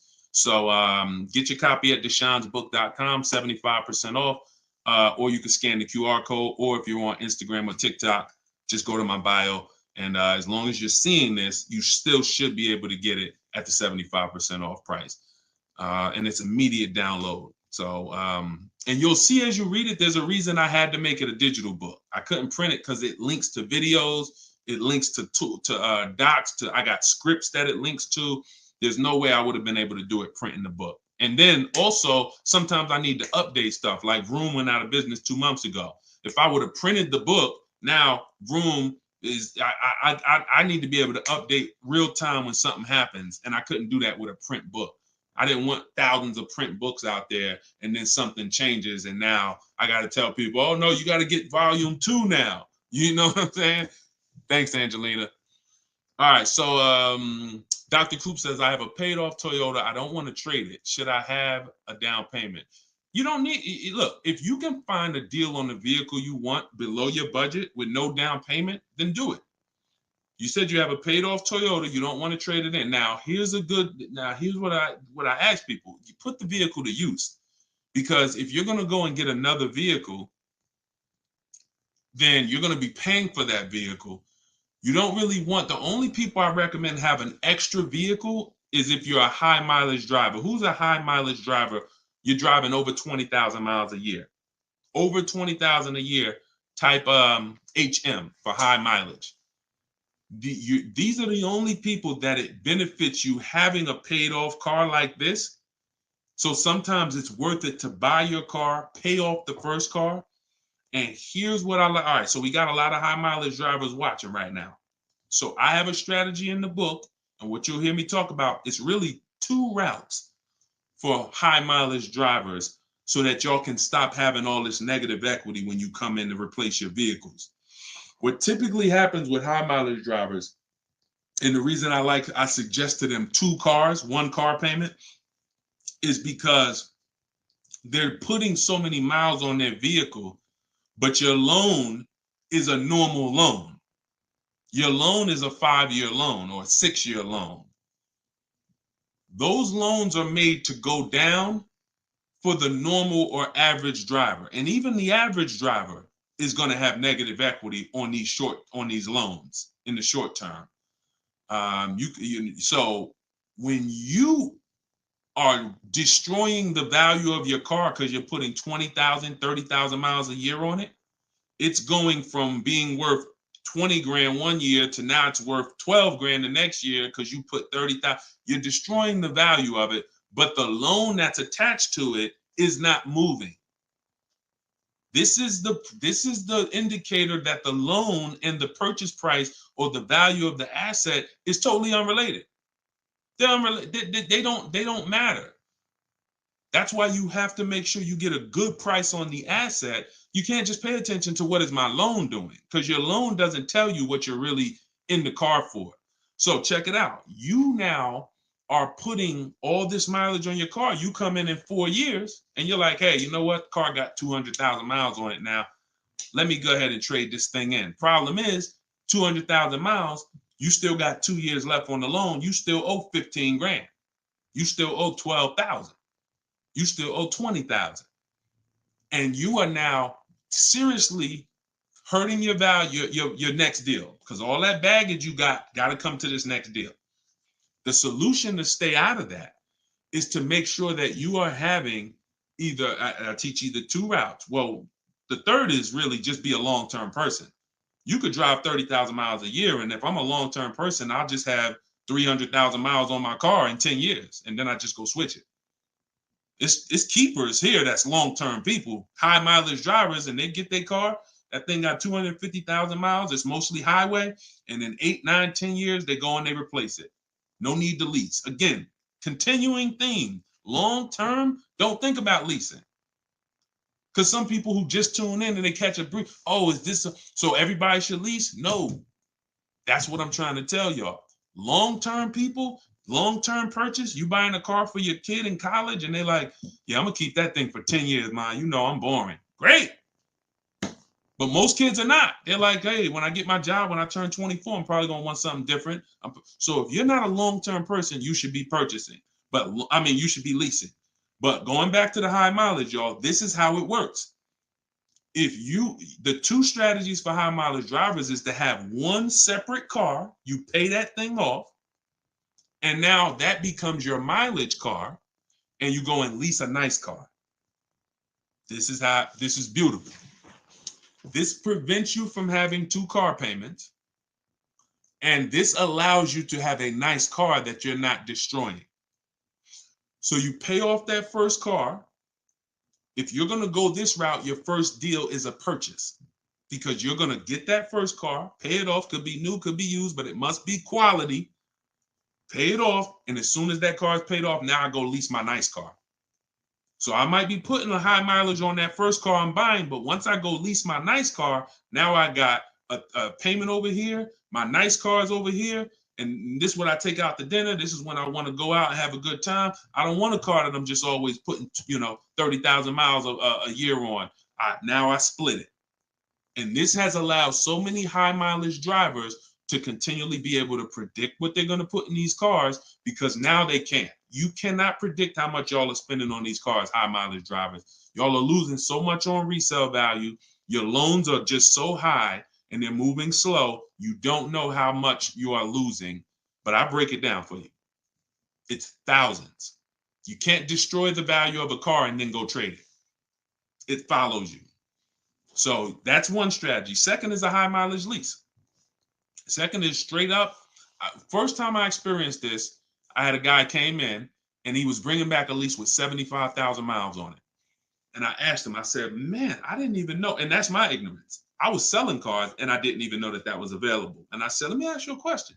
How long you been doing these, like, what do you do? He's like, I'm in sales. Like I do 25,000 miles a year, every year. I said, okay, wow. And you lease your car? He said, yeah. Because I already know what a good lease deal is. I just didn't really take into account back then. This is probably 2015. I didn't take into account a high mileage good lease deal. And when he told me what his payment was, And he said, yeah, I come back 75,000 miles. I drop that thing off. I pay my payment every month. Now here's the thing. He might only be paying $150 or $200 a month more for his super high mileage. But that's much better than him buying the cold car, destroying the value, coming back and trying to trade it with 10, 15 grand negative equity. So strategy, you are not really purchasing cars with strategy until leasing and purchasing is in your tool belt and you know when to use which. For your family, not just you, for your family. It's not just you. All right. So great questions. So this is the type of stuff that's in the book. Everything's in the book. Whether you see me live, whether you see me on social media making videos, you're going to get all the information. You don't have to worry about, oh, Deshone is holding back info. It's not. Now, access to me, yes, I have access. I have a Cars from Home University where I coach people personally and we work together. That's access. But as far as the information's out there. It's how you want the information. We'll get it to you anyway. If you want it all in one spot, get the book, get Car Shopping for people that hate car shopping. Download it now. It's 75% off. Scan the QR code or go to deshonesbook.com or go to my Instagram or TikTok bio and get your 75% off copy. But other than that, you don't have to worry about not having the information. See, what y'all have had to deal with is how do we make great car deals? How do we not pay penalties when we don't have the information? But now the information's here. It's here for you. It's just you got to decide, how do I want the information? Do I want to look through all Deshone's videos? I got a video on every topic. More videos to come. They're not in order, and they're for different people. Some of you are going to purchase used cars. Some of you are going to lease. Some of you are going to buy a new car. Some of you are going to pay cash. Some of you have good credit. Some of you don't. So throughout all those videos, you got to sort through that. In the book, you're only following one path. When I do videos, when I do a book, it's like one path. Let's stay focused so that we can keep you on track. That's why it's step by step. Yeah, that's how the book is designed. All right, how do you purchase a vehicle without proof of income? That's tough. You need other things that are going to weigh. That's a good question. So if you don't have proof of income, credit profile gets you approved, not credit score. So proof of income is usually only required when you have a lower score or you have a new company, new business, and they need some type of way to, try to, make sure they're going to be all right recouping their money. How is the car going to be paid? So if I didn't have proof of income, then I got to work on credit. Or I got to have a lot of cash. And even then, what's the reason we don't have proof of income? Once I know that, I could better explain. What's the reason we don't have proof of income? Seems dealers don't care about mileage if you release with them. That's now good time. So now watch this, y'all. This comment just came in. We'll still cycle through all the comments. We got another little while in this hour. We're getting through as much as we get through. It's good time on YouTube said, seems dealers don't care about mileage if you release with them. Absolutely a mirage. I asked y'all earlier, who's had somebody a dealer say, oh, we'll take care of the old payments. We'll take care of the mileage penalty. It's absolutely not true. Since 2006, here's the only time, shout out to y'all running the likes up on TikTok. I appreciate it. Y'all keep running them up. Thank you so much. Shout out to the sharers. Everybody who shares good information, just hit the share button wherever you're at and share with somebody if you're in this sharing. So I've never seen mileage taken care of, ever. No program, no bank, no leasing company, and we've done thousands of transactions. I've never seen a leasing company say, we'll forgive mileage. Never. So that does not happen. Mileage penalties let's say we calculate a $2,000 mileage penalty, that gets rolled over to your next lease deal, and we're working that lease deal with that $2,000 accounted for. So whatever the deal is we're working you now, perfect, here's what it is. Make sure that $2,000 penalty is in there. You pay for that. Now, in some cases, very rare, there's loyalty programs where they waive some payments. Mercedes used to have this. It's since gone away, and they didn't have it on every vehicle. They didn't run it every month, where if you lease another Mercedes, we'll cover 3 of your old payments. So you could get out 3 months early, no penalty, but it had to be waived. Since I got into the business, I've heard dozens of people sitting around me say, we are going to be waiving those, but we're going to be taking care of those payments. Mm-mm. Are you waiving the payments?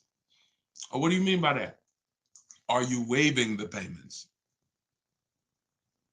See that, and we when you ask them that question, I don't want you to even go in looking to get out early.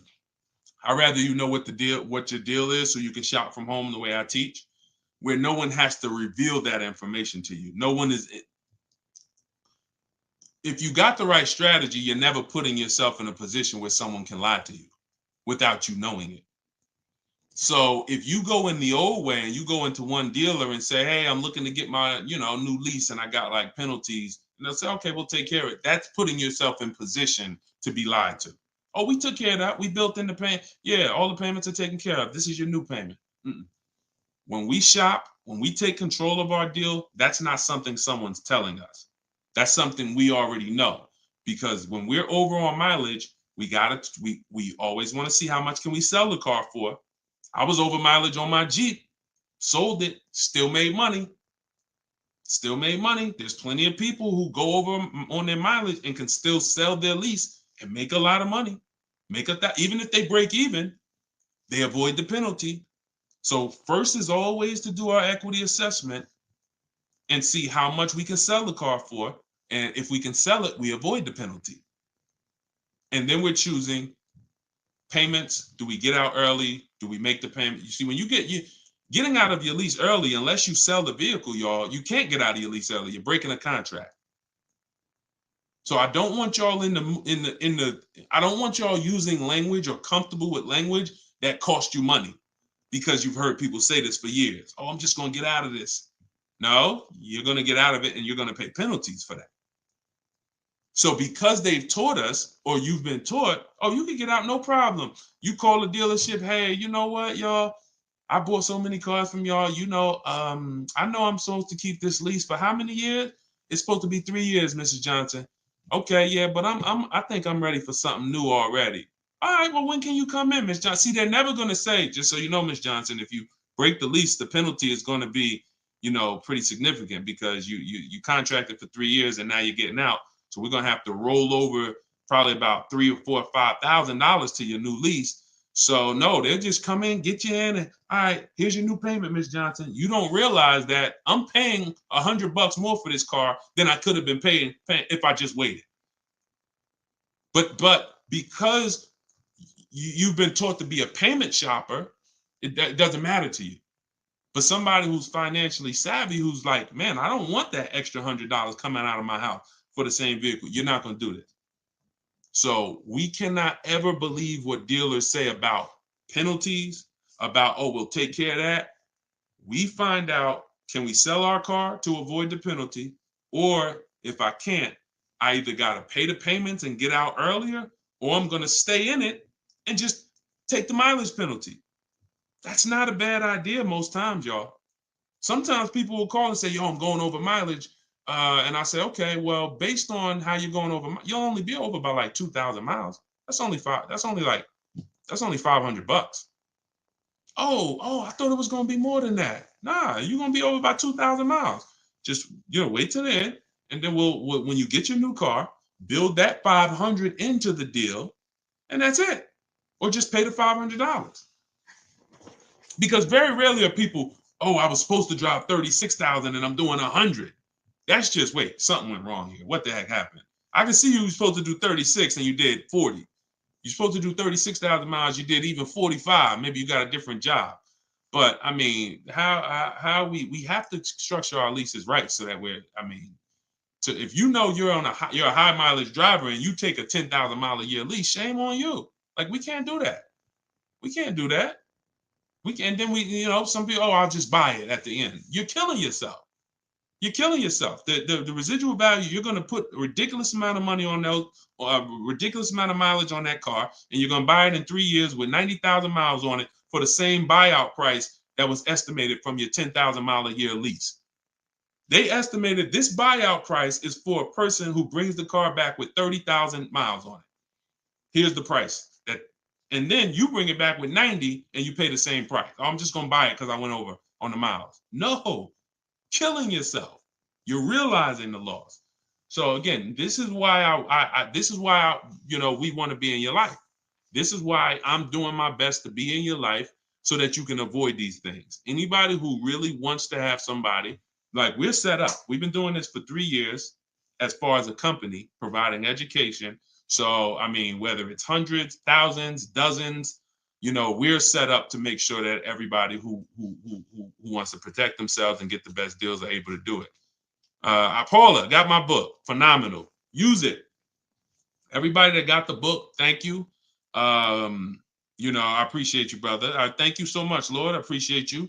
We're going to be doing these lives regularly. I think, this is the best format. I like to come and interact and really answer questions and really show y'all, why I want you to start treating cars, buying cars and leasing cars, getting cars like buying small houses. Most people treat getting cars like going to Walmart and getting a TV, big screen. You come back home and you're like, man, it's like you get an itch, but you get an itch for a $30,000 decision or a $10,000 decision. When you start planning out your car purchases the way I'm going to show you, and you go in with a system and a strategy, the way that's taught in my book is 7 steps. First step is deciding whether you lease or buy. 7th step is delivery. So by the time you get to step 7 in my book, by the time you get to step 7 of what I teach, you should be picking up your car or it should be being delivered to you. So it's not about learning and reading and then, okay, Deshone, I just read everything. I just learned everything. I just watched all the videos. Now I'm ready to go get my car. No, we're going to you learn by doing. And if I teach you a different way to shop, different things to do, by the time you get your car, you're going to be like, oh, I didn't need Deshone to tell me what to do step 1 through 7. I just needed him to tell me this is step 1, do that. And then when I'm done, I come back. Okay, Deshone, I did step 1. What's step 2? Here's step 2. Do this now. Okay, perfect. Let me go on these websites, do step 2. Perfect. Just did step 2, Deshone. Perfect. Here's step 3. Do this. And we found that has been able to guarantee success for so many people. And that's how they're able to get the same deals that I get. Like this is this lady right here, this young lady, like Taupe. She got a BMW $54,750 BMW, putting dealers against each other. She got it for $690 a month. She got the protection plan and raised it up. Her payment on that BMW. Now, mind you, if you can see on YouTube, if you can see on Facebook, you can see this slide. $690 a month. People are paying for that $54,000 BMW. People are paying $1,100 a month. To go in and purchase that car, $54,000 is $1,100 a month with no money down because she didn't do any money down. $690. You see what I'm saying? Some of you might be looking, and quite honestly, some people may watch it because we're going to syndicate this. Whether you're watching this live or in syndication, doesn't change the value. You might be driving that same car, and you might be looking and saying, "Yo, I'm paying $1,000 a month for that car. She's paying $690. I put $8,000 down. She put no money down. We can't compare. You think Dave Ramsey, God forbid, and look, shout out to Dave Ramsey. I love what he teaches in terms of financial literacy. I love that he teaches people to invest and build for retirement and make sure I love that. But there's an area that he doesn't know what he's talking about, and that's when it comes to cars. See, look, credit is a big part of it has a lot to do with me helping you. Y'all don't hear me teaching credit. It's important. It's a complimentary topic for us to talk about. I talk cars, how to make sure you pay the lease for them. Yeah, maybe naturally. Let me get some credit tips too. Rodney, you could just go right to my TikTok bio, grab your book. It's 75% off. Click the link in my TikTok bio. You think she can ever listen to someone that tells her you shouldn't be leasing? She knows when to lease and when to purchase. She's not in love with that vehicle. She's not keeping that vehicle 8, 9, 10 years. So how can I drive this vehicle for the lowest amount of money in my household? I'm gonna shop all my offers. The dealer that wins the bid, I'm gonna see what it is. Oh, look at that. It's $690 a month. I'll take it. This is how we are going to keep thousands of dollars in our household. As things continue to go up, I need you guys to be spending, I need you not only to be making sure your cars are below your max budget so that every single month you're not growing tired and weary of your car payment. That means it just needs to be below your max budget. And then the second thing we need is to make sure that you are driving the best possible product for that money. You could be below budget and look at what you're driving for the money, and you're like, yeah, I'm below budget, but could I have gotten a better car for this money? Could I have gotten more car for this money? And I'm here to tell you that when you understand leasing, you're going to see there's no comparison. $690 a month for a daggone $1,100 a month vehicle to purchase. So short term, less than 8 years, we always lease. We never purchase. Now, in another episode, when we start talking about, in another segment, we'll talk about overpriced leases because every lease is not equal. Y'all gonna learn. We can't, every lease deal, even when you learn to shop, you must learn to shop. You must, because some 80% of dealers are overpriced on their leases. 80% of dealers who gave Tope a quote, let me come back from this screen. 80% of dealers who gave a quote to this young lady, Tope, on her BMW, were a lot higher. Some of you even saw it on the video. It said it when she wrote it. It said, man, all these other offers were a lot higher. That's how it's supposed to be. So you can't go back and forth with one dealer. You must reveal the best dealer, the best offer through multiple offers. So that's what you do. And you do that whether you're leasing or purchasing. And when you start doing that, you'll understand. That's in the book. That's what I teach. Bids. One-to-one negotiation is dead. I want y'all to eliminate one-to-one from we never do it. Because you cannot do that with any other item and win. You can't do it with jewelry. You can't do it with groceries. You can't do it with televisions. You can't do it with houses. One-to-one negotiations, you lose every time. You must see multiple options, multiple offers, and then we pick the best one. And what you see is that's gonna be done with loans we get, cars we buy, and cars that we sell. We don't trade. So, all right, yeah, this has been great. I need her contact. I don't know what you, I guess y'all having a conversation. I didn't know what y'all needed contact-wise. All right, let's see. Is buying and selling a car a good hustle? I'm not really teaching people how to buy and sell cars because, there's, if you want to go into the car business, that's not what I teach. Do I have to log out to purchase the book? You shouldn't have to. Let me try to reset.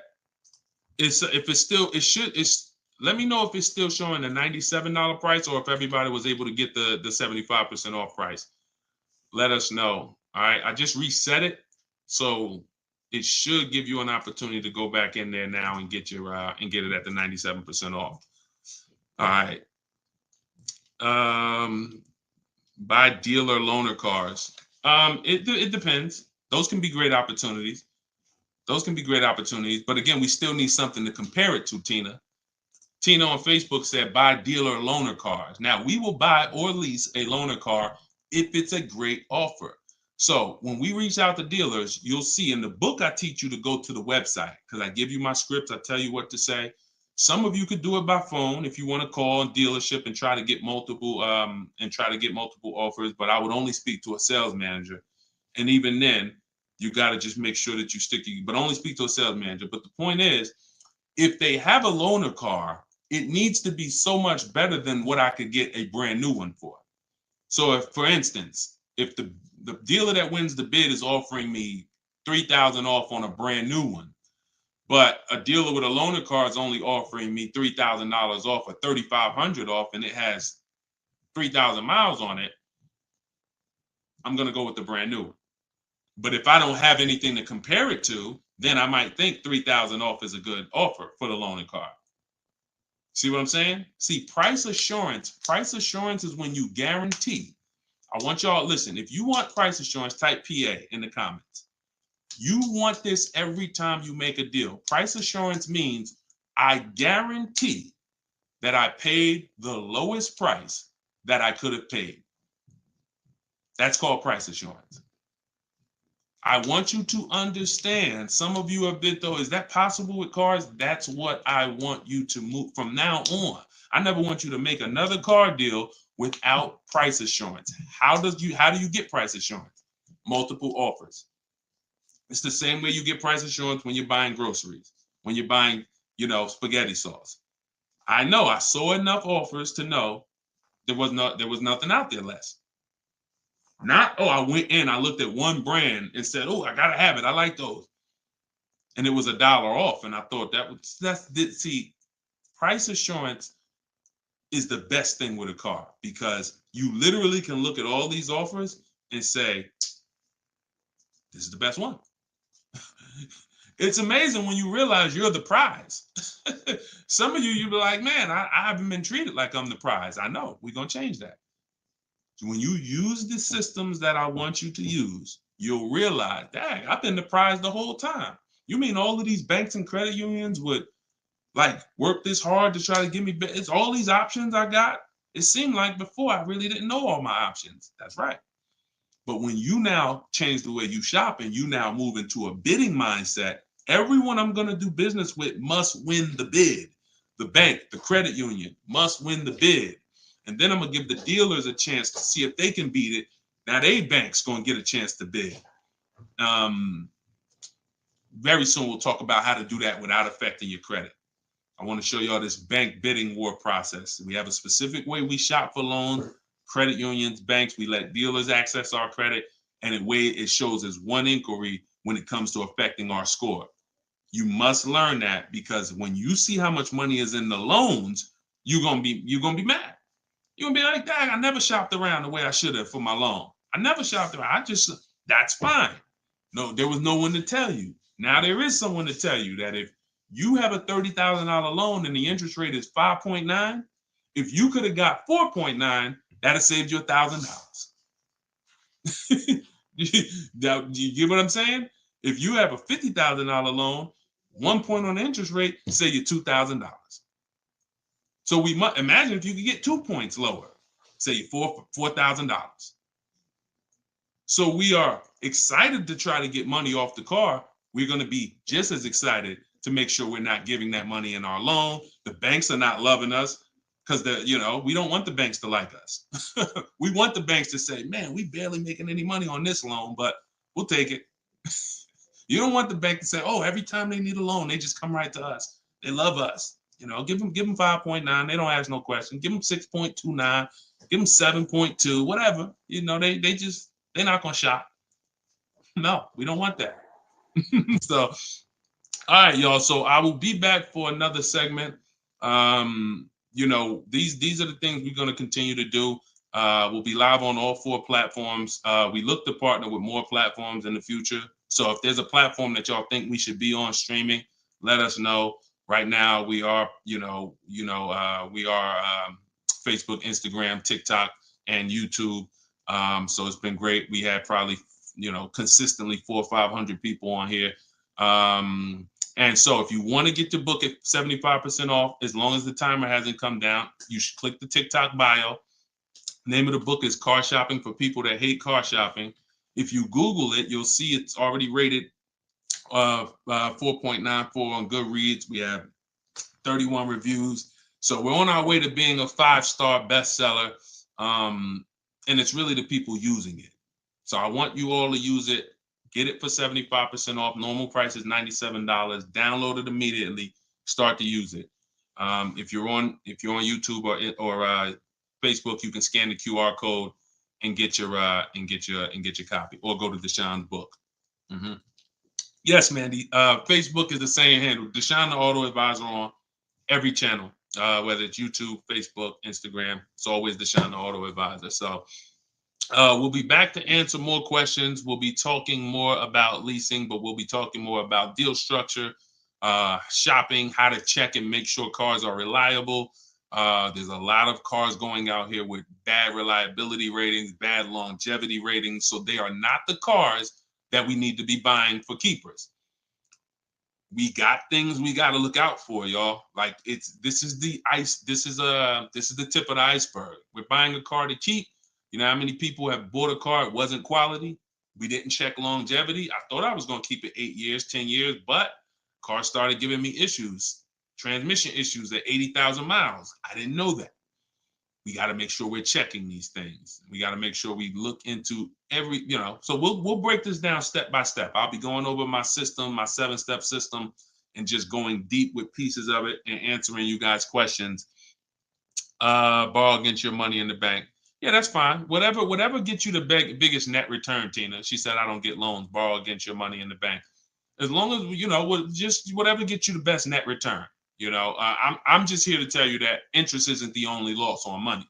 Opportunity cost is a loss when it comes to financial. If you were taking a class on finance, opportunity cost is real. If I could have put my money in something and made 10% on it, but my money was in a car and I didn't have that money, and that money is losing me 10% in the car. So let's just say I put the 20 grand in the car, and then every year that 20 grand is worth 2,000 less, then I'm losing. It's a negative 10% return every year on that 20 grand.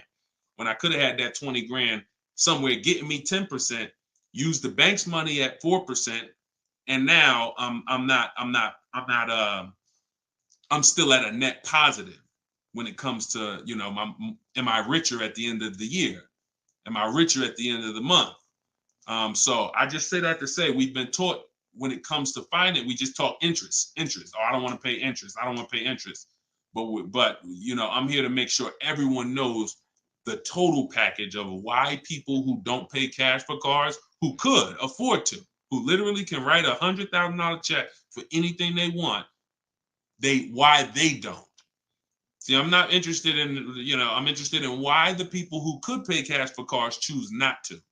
And it's not what you've been taught. Some of it's not because, they just love debt. Now, these people have paid off houses. So these are the things that we're going to be talking about. So, and again, all in my book. If you want it all in one place, grab your copy. But yeah, this was a great segment. We will certainly be back. Always a pleasure. And just make sure you're subscribed so you do get notifications when we go live. Make sure you're subscribed on TikTok. Make sure you're following so that when we're live, you can jump on because we're going to be doing this a lot. All right. I'll see y'all soon. God bless everybody.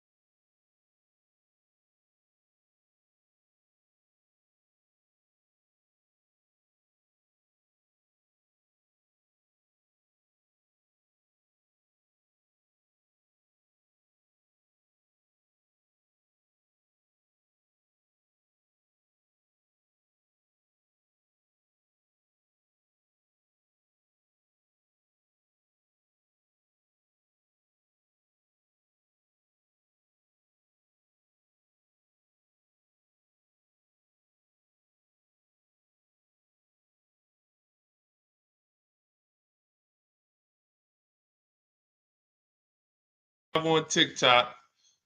All right. This is our first time going for everybody. So I think we're hold on, let me hit Instagram. See, but then when I come here, I hit go live. Okay, here we go. We're good. We're good. I think we're good on all 4 platforms for the first time. Listen, if you are car shopping now or in the next 12 months, I want you to type me in the comments. No matter where you are, I want you to type me in the comments. We are live on Instagram, YouTube, Facebook, as well as TikTok. Good to see you, Colette.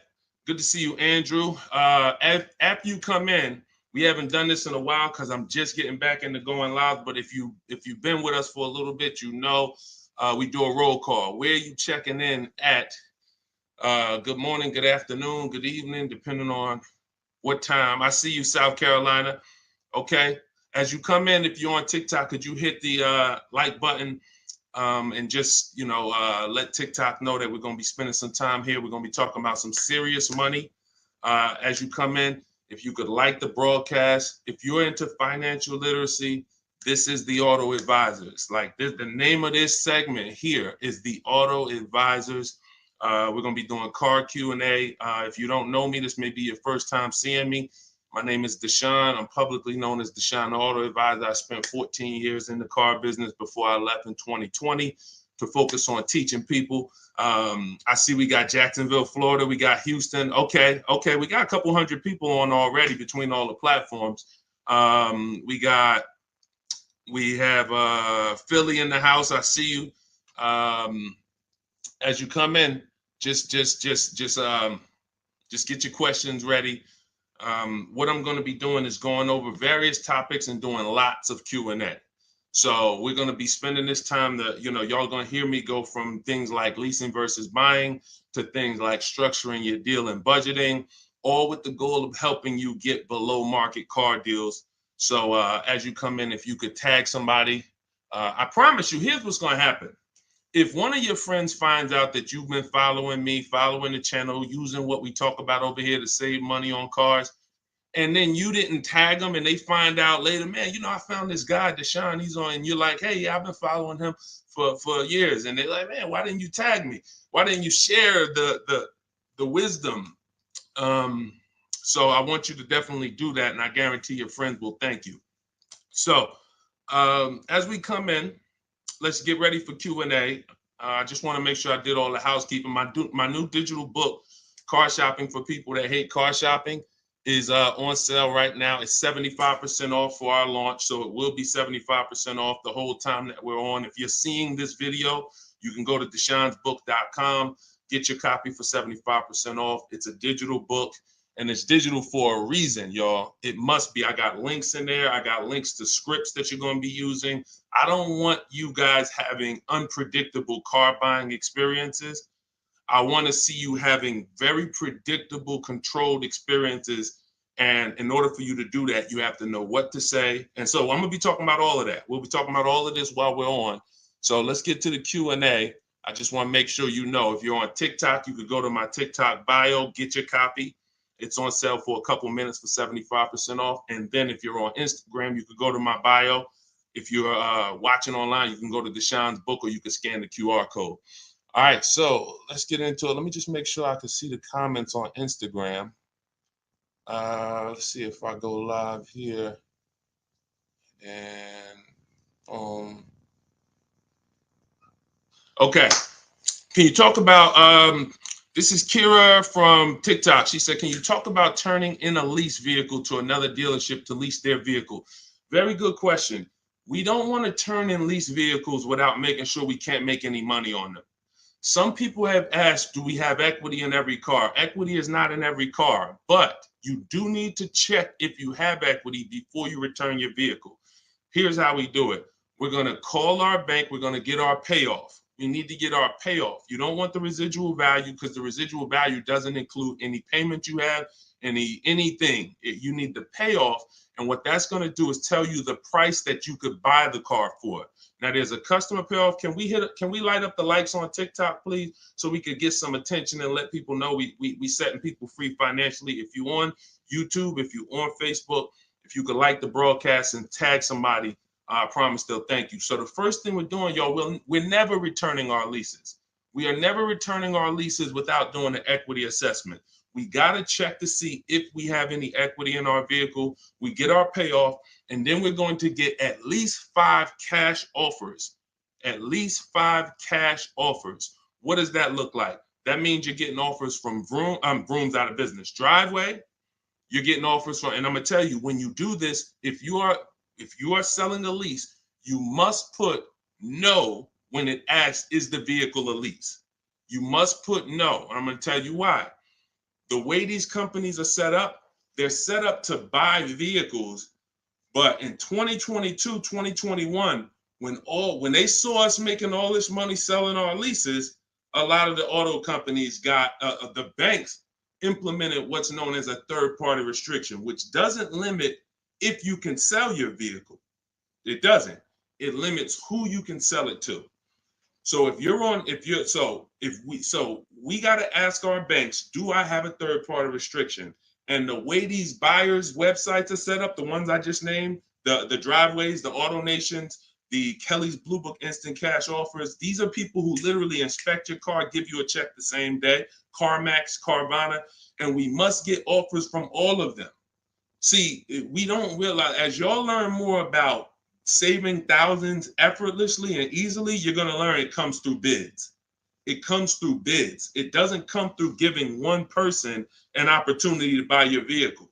We must get bids. When we let the market bid on our vehicles, we're going to win every single time. We're never going to worry about if we overspent. We're never going to worry. This is all in the book. So everything I'm teaching y'all on this live and in my free vid, it's all in my book, step by step, 75% off, get yours. But you have to know exactly what the market will pay for our vehicle.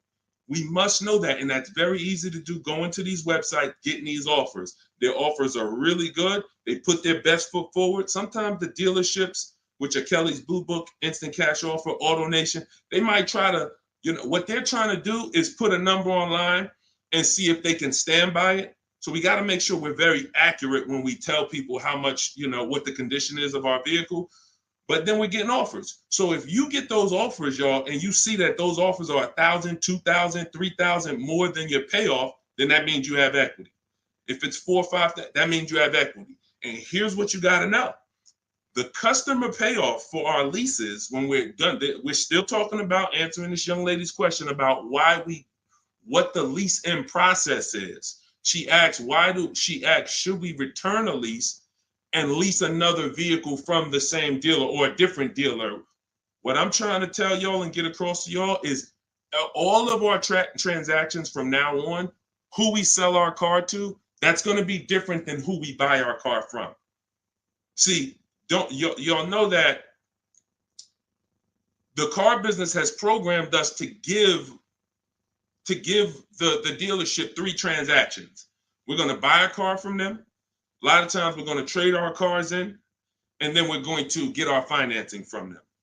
What I'm telling y'all is, as you use what I teach and you really want to save thousands and thousands and guarantee your best deal, if you want to guarantee every time you get a car, it's your best price possible, type me in the comments. If you want to just type a G for guarantee. I want to know every time. In order for y'all to do this, we got to start separating our transactions. So I see you, Terry. I see you, Israel. I see you. Okay, so we all type in G's. This is what we must do to guarantee that we got the best price car. I see you, Father of Legends. I see you, Johnny Martinez. All right, we live on every platform. So when we are shopping, when assessing our equity is the first thing we do after we decide if we're leasing or purchasing. I'm telling y'all that in the steps of car buying, we got to know what order we do things. It's just like baking a cake. If we put the eggs in first and then we put the milk, and it said, no, don't put the milk in until, I don't know, you've let the thing sit for 10 minutes. You just put the milk in, it's not going to be right? So order is important. Shout out to the sharers. I appreciate it. And listen, I appreciate everybody who shares. I appreciate everybody who helps us spread this message. And in time, we're going to do something great for the sharers, because we can't do this without y'all telling people about it. So this is the equity assessment. We don't worry about what car we're going to buy yet. We don't worry about who we're going to get our loan from yet. Here's why. Until we know what our equity position is, we don't know what we're doing. Example, if you run your equity, you find out you got $3,000. Well, that money is as good as cash in your pocket, or you can put it into your next transaction, or you can put half in your pocket, half into the next transaction. Y'all see why knowing your equity position is super important? Here's another reason. Let's say we have negative equity. Negative equity means we owe more than the car is worth.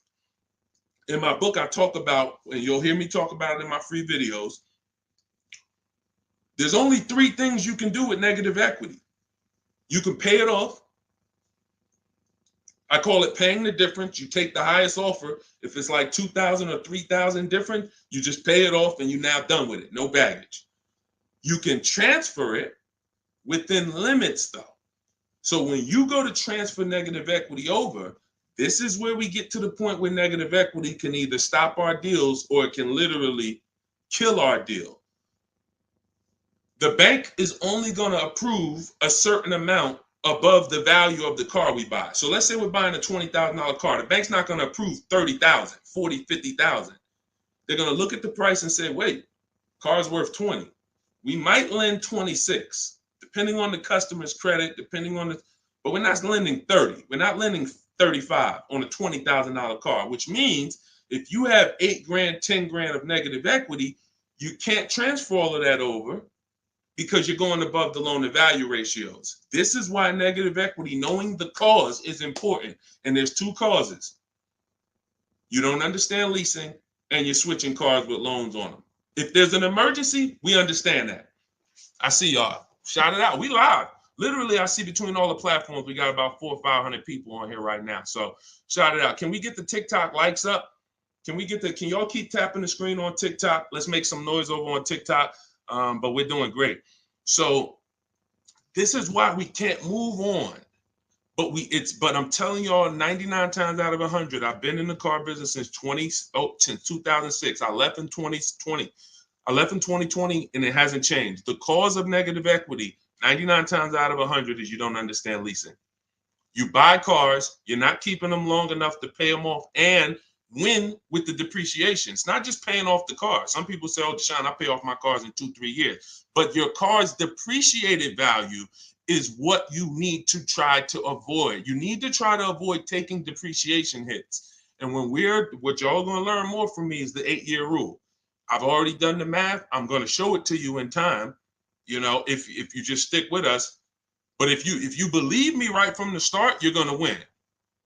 If you're not keeping cars 8 years, you're losing thousands of dollars not leasing cars. Does not matter how much you drive. Does not matter. Here's why. Listen. Who was taught? Oh, we lighten up the likes on TikTok. All right, I appreciate you, TikTok. Appreciate all of this. Let me ask you a question. Everybody on here. Who was taught never to lease cars? Be honest. I want you to type never in the comments. If you were taught never lease cars, if you've heard that from someone, I want you to type that in the comments. Here's why this is so important. This is all in my book. My book is called Car Shopping for People That Hate Car Shopping. It's a digital book. And for the grand opening, it's not a store. For the launch of the book, the official launch, we're doing 75% off for everybody. So you could go to my TikTok bio, you could go to my Instagram bio, you could go to deshonsbook.com, or you can scan the QR code and you can get your book for 75% off for a couple minutes. So we have a lot of people who were taught never lease a car. Never lease a car. Let me tell y'all how much. I'm going to give you a little sense on how much that's cost you. And then, we'll go deeper. Everybody, let's say you're a person who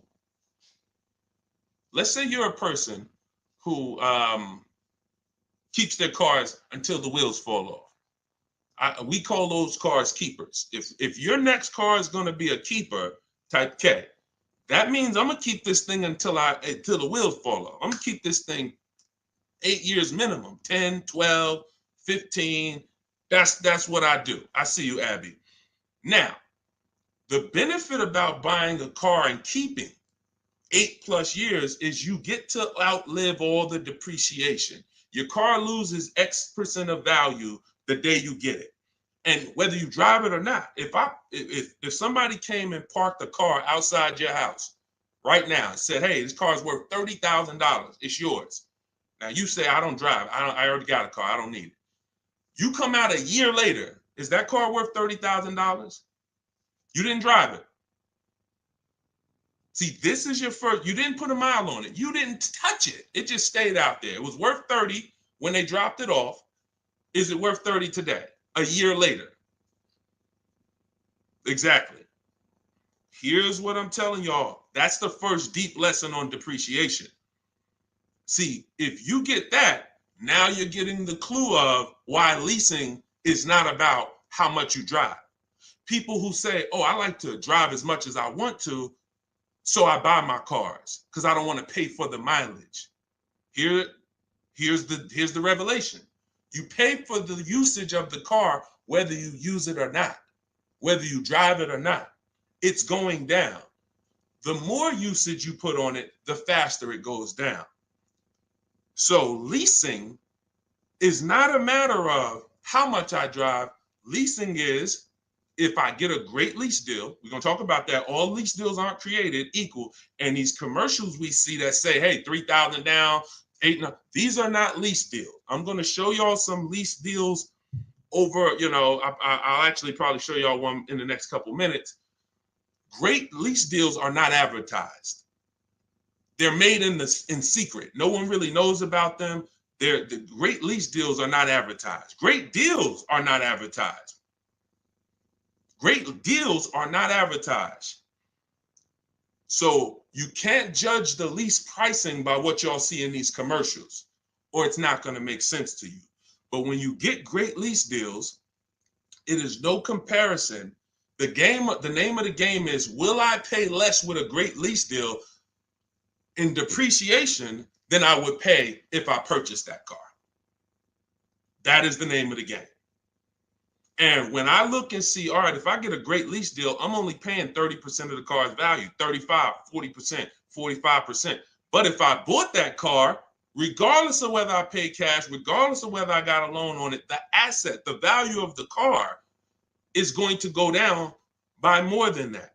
So what we're doing when we're leasing versus buying is we're trying to hedge against depreciation. We're trying to acquire a car that says, based on how I got this car and the price I'm paying for it over 3 years, it's thousands less than if I would have went and purchased that same car and just took the value of the depreciation. And this is what I'm telling y'all. They've hid you can't understand this when you're just tied into payments. And a lot of you know, payments have nothing to do. Some of you who are a little bit more financially savvy, payments have nothing to do with the deal on the car. If you don't know that, you're going to learn that the more you hang out here. Payments have nothing to do with the price of the car, the deal on the car. That's just the financial tool. That's just what you've attached to the asset.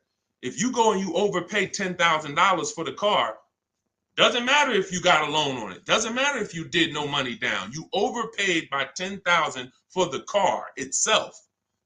That's focusing on the asset.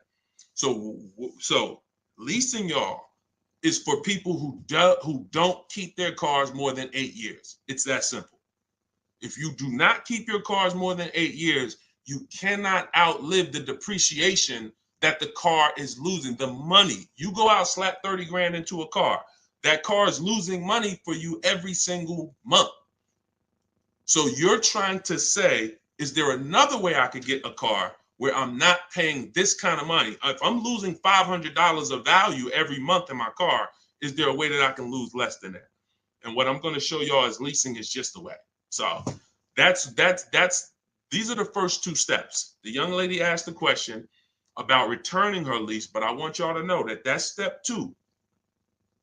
We assess, can we make any money on our deal, on our old car? And then, but the first thing we got to do is decide buying versus leasing. Lease the loan. Good Time said, lease the loan car was good. Welcome to everybody that jumped on. My digital book, Car Shopping for People That Hate Car Shopping. Everything, it's 75% off. You can get your copy while we're on here, but we're going to be going deep on Q&A for at least, I'm not even watching the clock. So Just go to my TikTok. I don't think you're going to leave the broadcast either. If you go get your copy, go to my TikTok bio, go to my Instagram bio. If you're on Instagram, wherever you're at, if you're on YouTube, scan the QR code or go to deshonebook.com and get your copy so that we can go deep on this. I don't want you trying to just remember everything that I'm teaching. I want you to have a reference point, and it's affordable for everybody. It's normally $97. Okay, let's go. Things are way too complicated to fix now. I guess you're talking about when it comes to cars, electronics. Another reason people don't feel as confident keeping their cars like they used to is because the cars are getting a little bit more complex. It used to be very simple for you to find a good car, keep it 10, 12, 15 years. There's still cars out there that you can confidently do that if you make sure that you're checking the reliability of the car, checking the longevity of the car. We do this on Google. We have to make sure the cars we're buying are good cars. Then we can certainly avoid, you know, a lot of these cars. But yes, that is a lot of people don't feel as confident keeping cars long term as they used to. How about a lease to buy at the end compared to straight out buying? Cousin Al, that's a good question. He said, how about buying a lease to purchase? Who's heard of that? Who's heard that term before? A lease to buy on a car. You may have heard it with a house. If you've heard that, if you've heard that, let me tell you why that's a bad idea. We're mixing two strategies. See, there's nothing better than for the long-term person than us buying a long-term car, making sure we pay less than everyone else. That we're gonna do that. We're gonna get you stay around me. You learn from what I do, what I teach. You're gonna get below market car deals, new cars, leases, pre-owned cars. The best way to save the most money on a car is to buy it. You could decide new or pre-owned. It's really pre-owned, and you keep the thing 10, 12, 15 years. Because your cost per year is going to be so low. When you look at how much money you paid for the car over the long run, it's going to be like, wow, I only paid $2,000 per year, or $500. The longer you keep. The second best way is buy a new car. Keep it forever. Brand new, keep that thing 12, 15 years. But most people are not doing that. And if you're not going to do that, that doesn't mean you can't switch up. But if you say, Deshone, for my next car, can we keep sending the TikTok likes up? If y'all are enjoying this, could y'all please hit the like button? We got probably 400 or 500 people on here still. If you could hit the like button, that would be great. And I see all the gifts. Thank you. Everybody who's sending roses on TikTok, gifts and all of that, stars. Thank y'all very much. But what you got to know is, what is the strategy for this next car? Is that 8+ years? Then I'll buy it. There's nothing better than that. I'm going to buy it. But you got to realize buying comes with what, y'all? Maintenance, upkeep, repairs. That's what it comes with.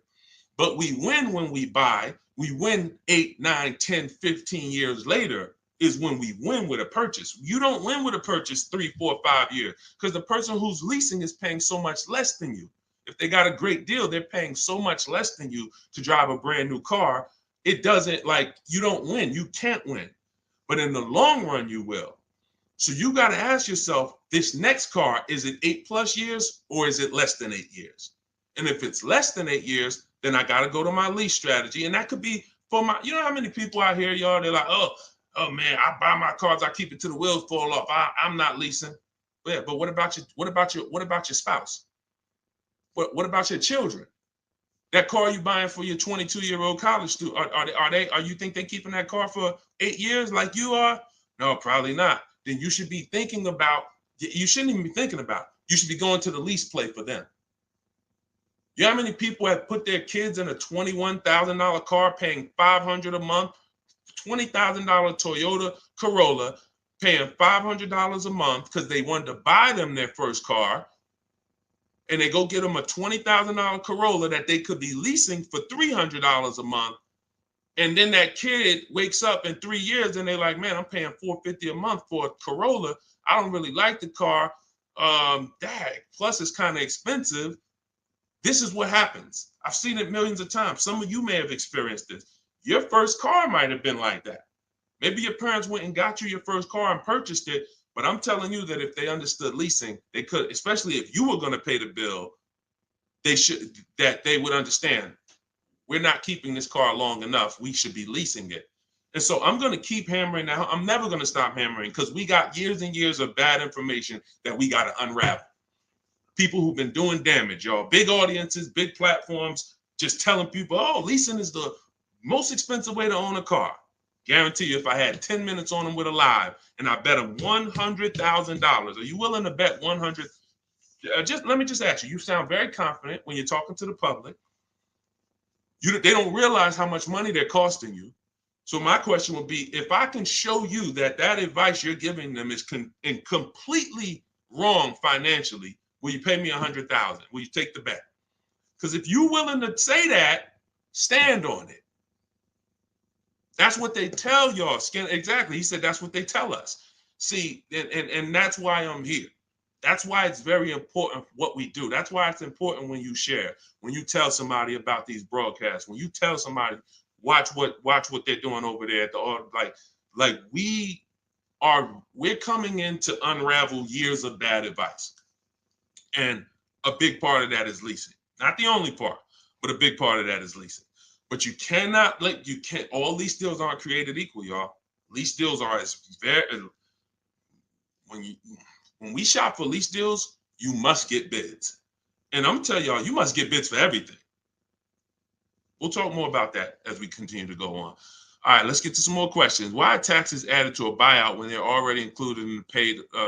Somebody said, Christina on TikTok said, why is taxes added to the lease buyout price when it's already included in the monthly payment? Well, it's only included in the payment for the portion of the car you're leasing. So when you're paying for, your 30-40% of the car, 50%, the better lease deal you got, the lower percentage of the car you're paying towards over 3 years. That's what the tax is calculated on. That back end, which is when the car goes back to the bank or the next buyer, there's no taxes factored in on that. Depending on your state, sometimes they will put tax on the payment, but they're not usually. I don't recall ever seeing a case where they're taxing you on the whole car because you're not using that portion of the car. That's why when you lease, when you look on your credit report, you'll see the only part you're responsible for is the part that you're using. So even though the car might be 40 grand, it might say balance owed 18 because you're only responsible for that 14. You're not responsible for the back end. All right, we lighten up the likes on TikTok. Appreciate y'all. I see you, Lisa Vasquez. Welcome. Kat, I see you. All right, let's go. Let's continue to rotate questions. What happens to my down payment on the lease? See, a lot of people asking about leasing. This is good. This just goes to tell you something. A lot more y'all gonna lease when you understand it. In fact, when you understand it, your next car will be a lease. Quite honestly, unless you can guarantee me, Deshone, I'm keeping it 8 years. If you say, Deshone, I'm keeping this thing 8 years, you go ahead and buy it. Don't think about leasing. Go ahead and buy it. But if you cannot confidently say I'm keeping this car at least 8 years, and you're gonna learn, I'm gonna do a upcoming show where I show y'all my screen. So if you're on TikTok, make sure you're on YouTube or make sure you're on Facebook. If you're on Instagram, because y'all are not going to be able to see my computer screen when I actually go deep and show everybody, my screen and we compare. I'm going to show you all the numbers because I'm not going to sit here and I don't want y'all thinking this is my opinion. This is by the numbers. So Good Time says, what happened to my down payment on the lease? So you should only do a down payment on the lease after you've already verified you got a great deal. Pay attention. This is very important. Once you down payments, y'all, never come into play until we verify we got a great deal. This is all in my book, Car Shopping for People That Hate Car Shopping, my digital book. You can download your copy. Go to deshonsbook.com. It's 75% off for a couple minutes. You won't leave the broadcast, but I don't want you to miss the opportunity. The book is great value at $97, but for our official book launch, we're doing 75% off. So you can scan the QR code or go to my Instagram or TikTok bio. Get your 75% off book. So when you are doing the down payment, whether you're purchasing or whether you are leasing, it's critical that we verify we got a great deal on the car before we ever talk about payments. This has always been. How many of you have had this question? You're looking at a car and they say, hey, what do you want the payment to be? What's your goal? What's your goal for your payment? Type a $ if you've heard that question. What's your goal for the payment? Thank you, Say What. I appreciate all the compliment. I appreciate it. If you've heard that question, type a $. What do you want your payment to be? What's your payment goal, right? Here's why that's not important. And here's why you never feed into that. If you feed into that, you run the risk of focusing on the payment structure and not the price of the car. You also run the risk of focusing on the payment structure and not shopping for your own interest rate and letting banks bid on your loan. When we do an episode, we'll do a show that is about structuring our deals, and you'll see that when we start getting our financing, y'all, we never want to let anyone run our credit until after we found our car. Because what people are trying to do, y'all, is they're trying to run your credit and they're trying to give you a time limit. Now you have a hard inquiry, but you also have a time limit to go find a car. That's not good. They might give you 30 days or 45 days, 90 days before the approval expires. It's usually 30, 45. That's a problem because now we're out there rushing.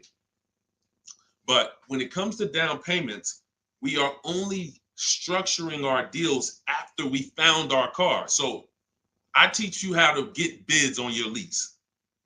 Get bids on your lease, get bids when you're buying a new car. Once you find the dealer that gives you the lowest bid, now you come in and you see how you want to structure the deal. You must get bids first. And the way we shop for leases, I'll tell you about how we shop for purchases too, but the way we shop for leases, we must get all these offers because there's so much money that could be hidden in a lease. It's ridiculous. People would love for y'all to come in and lease and come in and say, oh man, Deshone said, I'm gonna start leasing. Now you go in and they structure you a lease deal. It looks better than a purchase, but it's still not a good deal. So that's why we gotta know when we are shopping for leases, we are always shopping offers with, here's how you shop them. This is in the book, but if y'all want to try to remember this, be my guest. You are getting your lease deals, your offers with first month's payment total out of pocket. First month's payment. Now look, when you shop for a brand new car, you are always getting your offers with tax, title, license, all fees included. When you shop for a brand new car, you're getting your offers from multiple dealerships. I do this online. You can call them. I would suggest you do it my way. But if you want to call them, you can talk to a sales manager and you say, hey, I got this car. I'm looking to see if you got something similar, but I need an offer with all taxes, fees, everything included. And now you're comparing that. But I would only talk to a sales manager if you're going to go that route. Again, in my book, I teach you the scripts. I got the emails that we use to do this because you want to use my words. But if you're not going to use what's in the book, you should be calling and asking for a sales manager and just give them an opportunity to beat the quote. That's a manual way to do it, but it's still better than you going back and forth with one dealer. We cannot go back and forth with one dealer anymore because when you start getting bids, mark my word, it's going to blow your mind when you see how overpriced some dealers are. When you see how overpriced some dealers are, it's going to blow your mind. So in order for you to shop your lease quotes, you're shopping your lease quotes with no money down, so good time. When you talk about what happens to your down payment on a lease, well, you're not putting your down payment down until you got a great lease deal. So you get your lease deal, first payment, and then you divide that into the monthly payment. Into the MSRP. Very important. Let me give you all an example. Pull up my calculator. So let's say I got an offer of $500 a month on a $40,000 car. That's what's called a 1.25% lease. You take the monthly payment and you divide it into the MSRP. That gives you a percentage.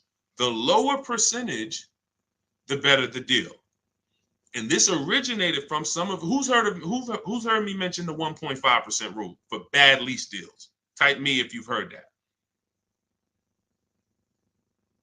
No, you don't have to tell them you're pre-qualified before you go. It's not even a question. We're just shopping for the price of a car. So you've heard, okay. Okay. So, see, and I looked at another question while I was in the middle of answering one. So, wait, we were talking about lease quotes. We were talking about, okay. Okay, that's right. The 1.5% rule. So when y'all hear me mention the 1.5% rule, I'm telling y'all, again, it goes back to the fact the lease, the name of the game with a lease is how much can I pay for a car over 3 years that I'm giving back? The lower, the better. So since the beginning of time, people who got great lease deals knew about the 1% rule. The 1% rule said, if I buy a car, if my lease payment is 1% of the MSRP or below, it's a steal. So if I'm looking at a $40,000 car and my lease payment on it, 12,000 miles per year, is $400 a month, no money out. No money. I know that y'all may have been taught, yo, you got to put money down when you lease. That is a lie. I'm going to be peeling back a lot of lies, a lot of misconceptions, a lot of bad belief systems that we've picked up, and we're going to tear those down. So money down with a lease is absolutely not a requirement. So when we're getting our lease deals, example, 2018, I leased a 2018 Jeep Grand Cherokee Laredo. It was $35,000. I gave them $330 a month, and I drove off. That was my payment. 39-month lease. We'll talk about in the future. We don't do 4-year leases. We'll talk about that in the future. But that's the 1% rule. 1%. Now look at that. Think about value, y'all. You drive off the lot in a brand new $35,000 car, and you're paying $330 a month. That's under 1%. So these are steals. I call these steals. You ever see a lease deal like that? It's not a deal. It's a steal. Now, in order to get that type of deal, you need a great lease program. So we can't. So it's not just like, oh, every car has a 1% deal. No, if they don't have a ton of rebates, if they don't have a good residual value, if they don't have a good rate, then it's not going to happen. But in the long run, we can't control that. All we can control is how we're going to shop. And the way we shop is get your first month's payment. Is you tell every dealer, give me a quote with first month's payment, and put all the taxes and all the fees into the monthly payment. And then you let me know what that is. And you have to know the MSRP, because you divide that monthly payment into the MSRP, and that's going to tell you the percentage. If you see 1.35, 1.45, 1, these are good deals, really good deals. We still need to compare, because I got people who are getting, look, if we don't compare, you could be in trouble. You don't want to just take a deal. There are people who think, oh, I thought a 1.25 was a great deal, and then I end up getting 1.1. You know, so we can't ever assume what's a great deal. We just have to know what a bad deal is. That's over 1.5%. They got me on one of my last leads. Listen, good time. Don't feel bad, man. It is something a lot of people are going to discover the more you work with me, that you have overpaid. But there's been no one to tell you. So there's been no one to tell you. So 1% still, 1% 5 is the max. Exactly, K-Dub. That's the exact formula and ratios we use for measuring great lease deals. 1% or lower is a steal. Between 1% and 1.5 is a deal. That's great value compared to purchasing. So when someone drives off the lot with a great value lease, 1.25, anything under 1.5, they're paying less than someone who purchased. They're paying less than someone who purchased. Once you get above 1.5, you're now going close to spending the same amount as the person who bought the vehicle, which we don't want, which we can't do. We eliminate the benefits of leasing. And some lease programs y'all are going to see are bad. You shop multiple offers and the lease programs are bad. We can't get those leases. I will never co-sign, because leasing is a value play. I will never co-sign you getting a car because you like the car a lot and overpaying for a lease, because the lease program is bad. Sometimes, I want a Range Rover Velar. The lease program is bad. All right, well, I'm going to go get a Genesis GV870, And then, you know, maybe in 3 years, the Range Rover lease program will be good. But right now, I'm not going to do it because no one loves a car that they're leasing. You always just like it. If you're leasing, you're switching cars every 3 years. You don't love anything. When you love a car, you buy it, you keep the thing 10 years. That's love. But typically, a person who's not keeping their car long term, you get, you know, you 3 years, you're like, okay, I could get another car. 5 years, you know, people who buy cars to keep, they don't think like that. Like, they ain't even looking for a reason to get rid of it until, you know, transmission goes out.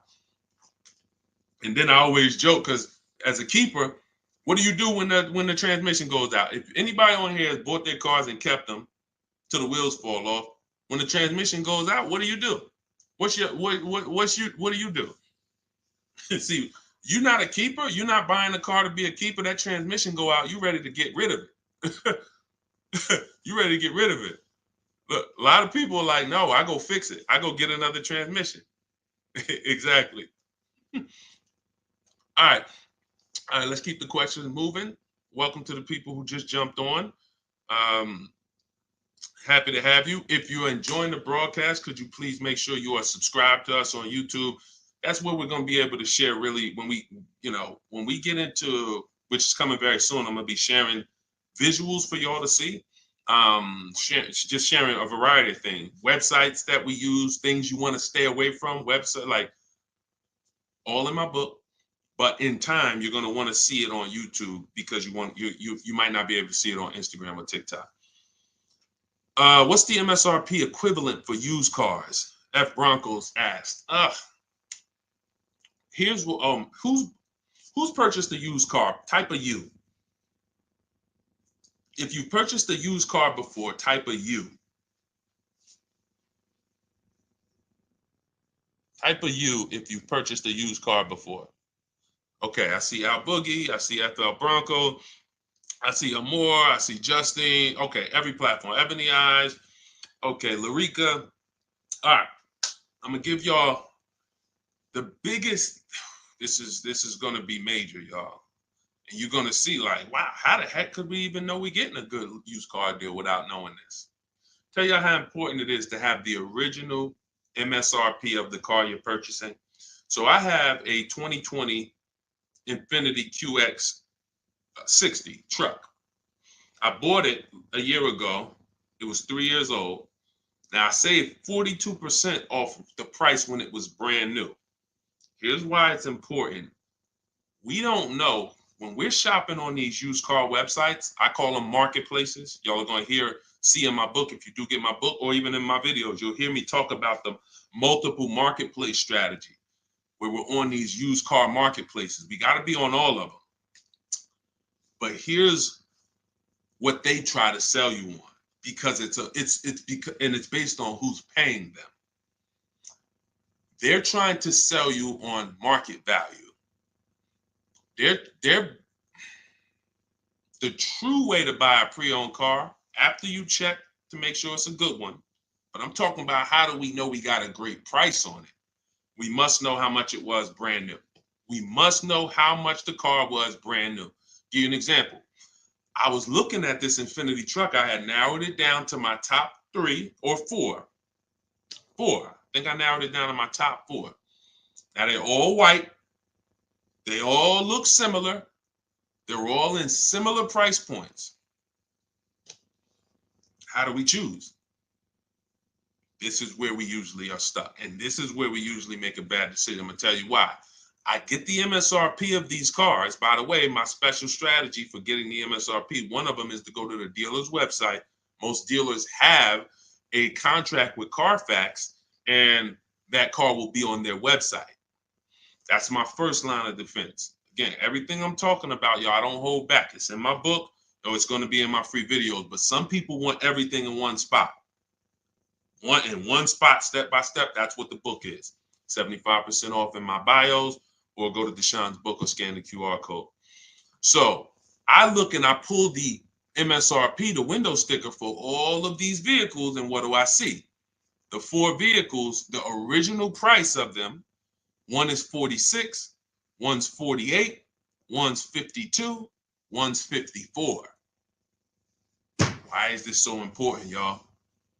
They've taught y'all to buy used cars based on what? Nothing. This is what we're asking for the car. Okay, I think I see some less than that. If all of these cars were 31,000, but one was 54, that's the best deal. In fact, none of those other deals are even close. That car right there has more packages in it, more equipment in it, special features in it. Those other cars don't. So the percentage of the discount that I'm getting off the car is higher here. Does not matter what the dealer's asking for the car. See, we've been taught you go and you focus on trying to get the dealer's price down. That is true in some cases.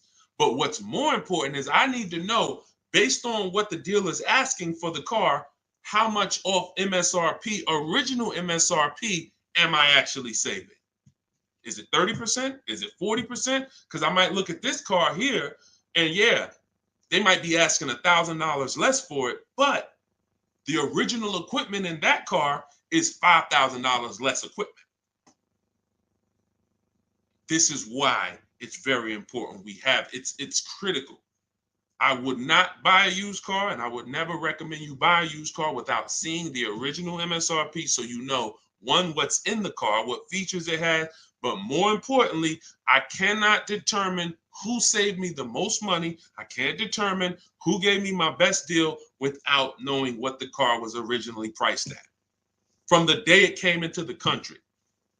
And y'all, unfortunately, and I hope it's nobody on here, but unfortunately, we probably do have it where during the pandemic, people were paying 90, 95, 100% of value for used cars. When I mean a Toyota Camry that brand new was 30, they were paying 29 for it, and it was 3 years old. See, I call this true value percentage, TVP. Y'all are going to hear this. We call this true value percentage.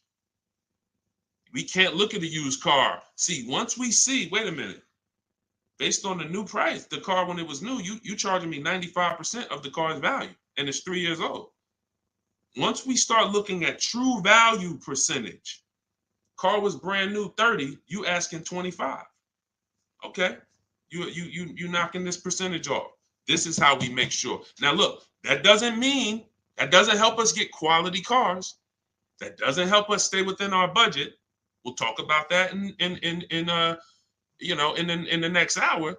Because what I'm going to be doing is I'll be doing these shows throughout the day in hour segments. So what you'll see is every time I come, we'll do if there's something that we want to tie up, we'll try to do it in both hours. Again, it's very tough to go over all things and then do Q&A and just get it done in a couple minutes. So some things may continue to the next hour, but once y'all get this, it doesn't change. So although, some of this might be brand new to you.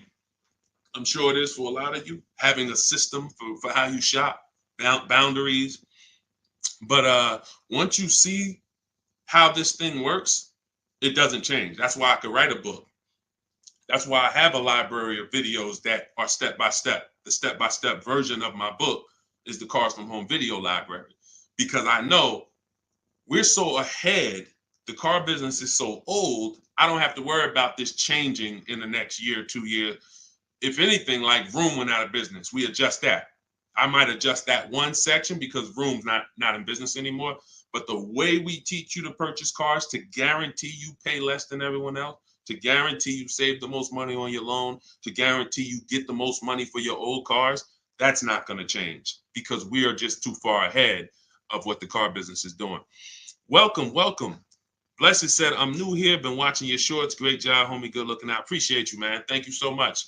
If you're not subscribed yet on YouTube, could you make sure you subscribe? Everybody who's on any other platform, if you could subscribe to us on YouTube, that's where we'll be, able to put a lot of our widescreen stuff so y'all can see. We're gonna teach, but what y'all gonna see, even in the book, it's not teaching and then you're trying to memorize it.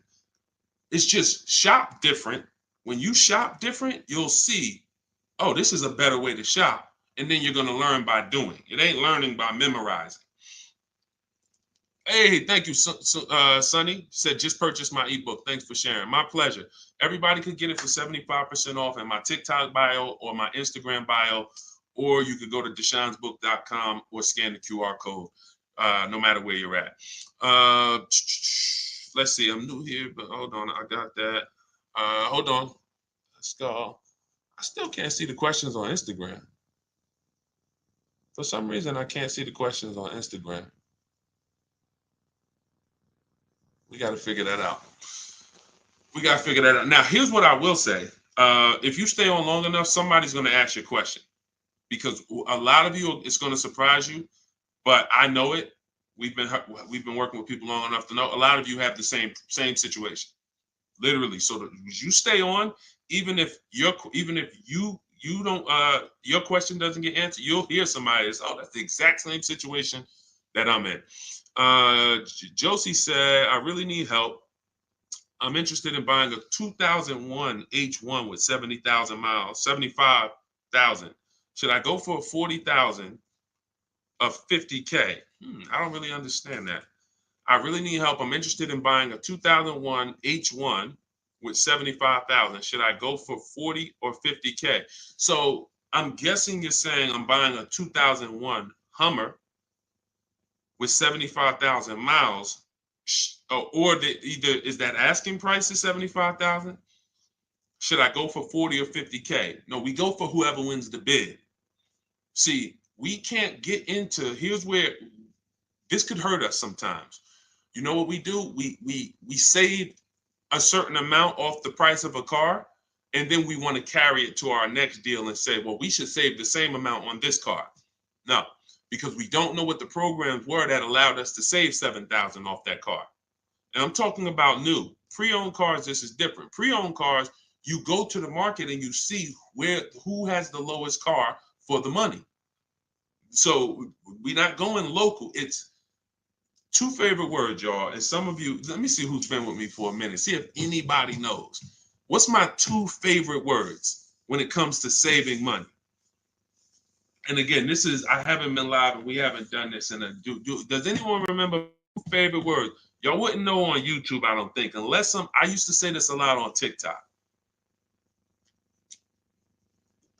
Oh, Alicia said they got kicked out of Instagram. Okay, so come on over to TikTok. All right, it still says we got a lot of people on Instagram, but that's good to know. Okay, we'll check that out. Does anybody remember my two favorite? All right, anyway, I'm gonna tell y'all, and now y'all will know this going forward. And I want these to be your two favorite words: multiple offers. Multiple offers. Very important. When I tell you, when you make multiple offers your two favorite words, you are going to save so much money. It's crazy. So I'm not buying something and there's only one of them out there. I don't have anything to compare it to. That'd be like me walking into the grocery store and I want chips. I really want some barbecue chips. And I go into the aisle and it's only one brand of barbecue chips. Wise Barbecue is the whole store. Now, I don't know if they're charging me a good price because I don't have anything to compare it to. They might say, oh, bag of chips, $4.99. Is that good or not? Well, we don't know. But when I see all the other options, same thing with spaghetti sauce. I need to see all the options. Same thing if some of y'all were buying a TV. If you had to buy a TV right now, if you had to buy a daggone 100-inch TV, are you worried about overpaying for it in this day and age? No, because you know, man, I'm going to go to Amazon, I'm going to go to Best Buy, I'm going to go on this Walmart.com, and by the time I see some options and see what they pricing at, I'm going to be able to choose the best one in 10, 15, 20 minutes, right? That's what comes through. That's price confidence. That's called price confidence. And the only way to have price confidence, to eliminate that feeling of, oh, did I overpay? You think I paid too much for this? Is to learn multiple offers, multiple options. So what you should be doing, Josie, is looking at so many H1s, wherever they are, that I know I'm not going to overpay because I see them all. I see where the price, and I'm gonna teach y'all, this is in the book, and I'll teach y'all in my video. We set up accounts when we're shopping for a new car, because once we know where the prices are, we want to be alerted every new car that pops up, every single used car that pops up, you want to get alert on it. You want that thing coming to your email the minute they post it, because everybody else is not going to be able to move on it because it's too fast. They need time. They need to, oh, let me see it. Okay. But if you know the used car market, like I'm going to teach you, if you know the low prices on this car is 40, the high prices is 55. Soon as that one pops up at 41, you don't have to hesitate. Speed is what gets people deals a lot of times, y'all. I've sat in front of people and I'm literally offering them, and this is back when I was in the dealership, and I'm literally offering them, like, the dealership is making no money. That's how good of a deal it is. And I'm like, listen, miss, like, I'm just telling you, we're making no money. We gave you everything. But they didn't take it. And I'm gonna tell you why. I can't blame them. They didn't have enough other offers to feel confident that what I was giving them was the best. That's the problem. So in order to have price guarantee, price assurance, for us to know that we are paying less than everyone else, we have to see multiple offers. And then in order for us to guarantee that we have not, that's just what it is. Price assurance comes through multiple offers. And then we have to get a quality vehicle. Okay. So all of this I will teach. It's hard to get, maybe like a lot coming at you at once. That's why I would love for you to get the book, Car Shopping for People That Hate Car Shopping, so you could dig into it, so you can see that everything that I teach is methodical. I don't want you trying to remember this. Get the book, take your 75% off for the launch of the book, and then dig in and you'll see, wow, he has this thing set up in systems so that I don't have to be trying to remember what to do. I don't want y'all trying to remember what to do when you're out here shopping for your car. I want you to have a roadmap, a blueprint, and that's what 7 Steps to Saving Time, Money, and Avoiding Dealerships is. Thank you, Curtis. Appreciate it. 10-4. Oh, 10-4. Thank you for the guidance. It's a rare vehicle. If it's a rare vehicle, that's fine, but you don't want to overpay for a rare vehicle. You need to see enough of them to know that you're not overpaying. You don't want to sit there. You know how many people got a rare house? Your value's down. You know, I got a rare house. So if the value is going to be down, think about it. If it's rare buying, then it's rare selling too, which means your market, when you go to sell it, if you go to sell it one day, it's not going to be huge. That's not a car you can sell in 24 hours unless you just want to blow it out price-wise. But in order for you to make sure you don't lose, you got to make sure you buy right. You can't overspend by 10, 15 grand. So just make sure any H1 in this country, you know the price of it. That's all. If I see one over, it could be all the way over on the other side of the country. If I see the price, then I know what the market is.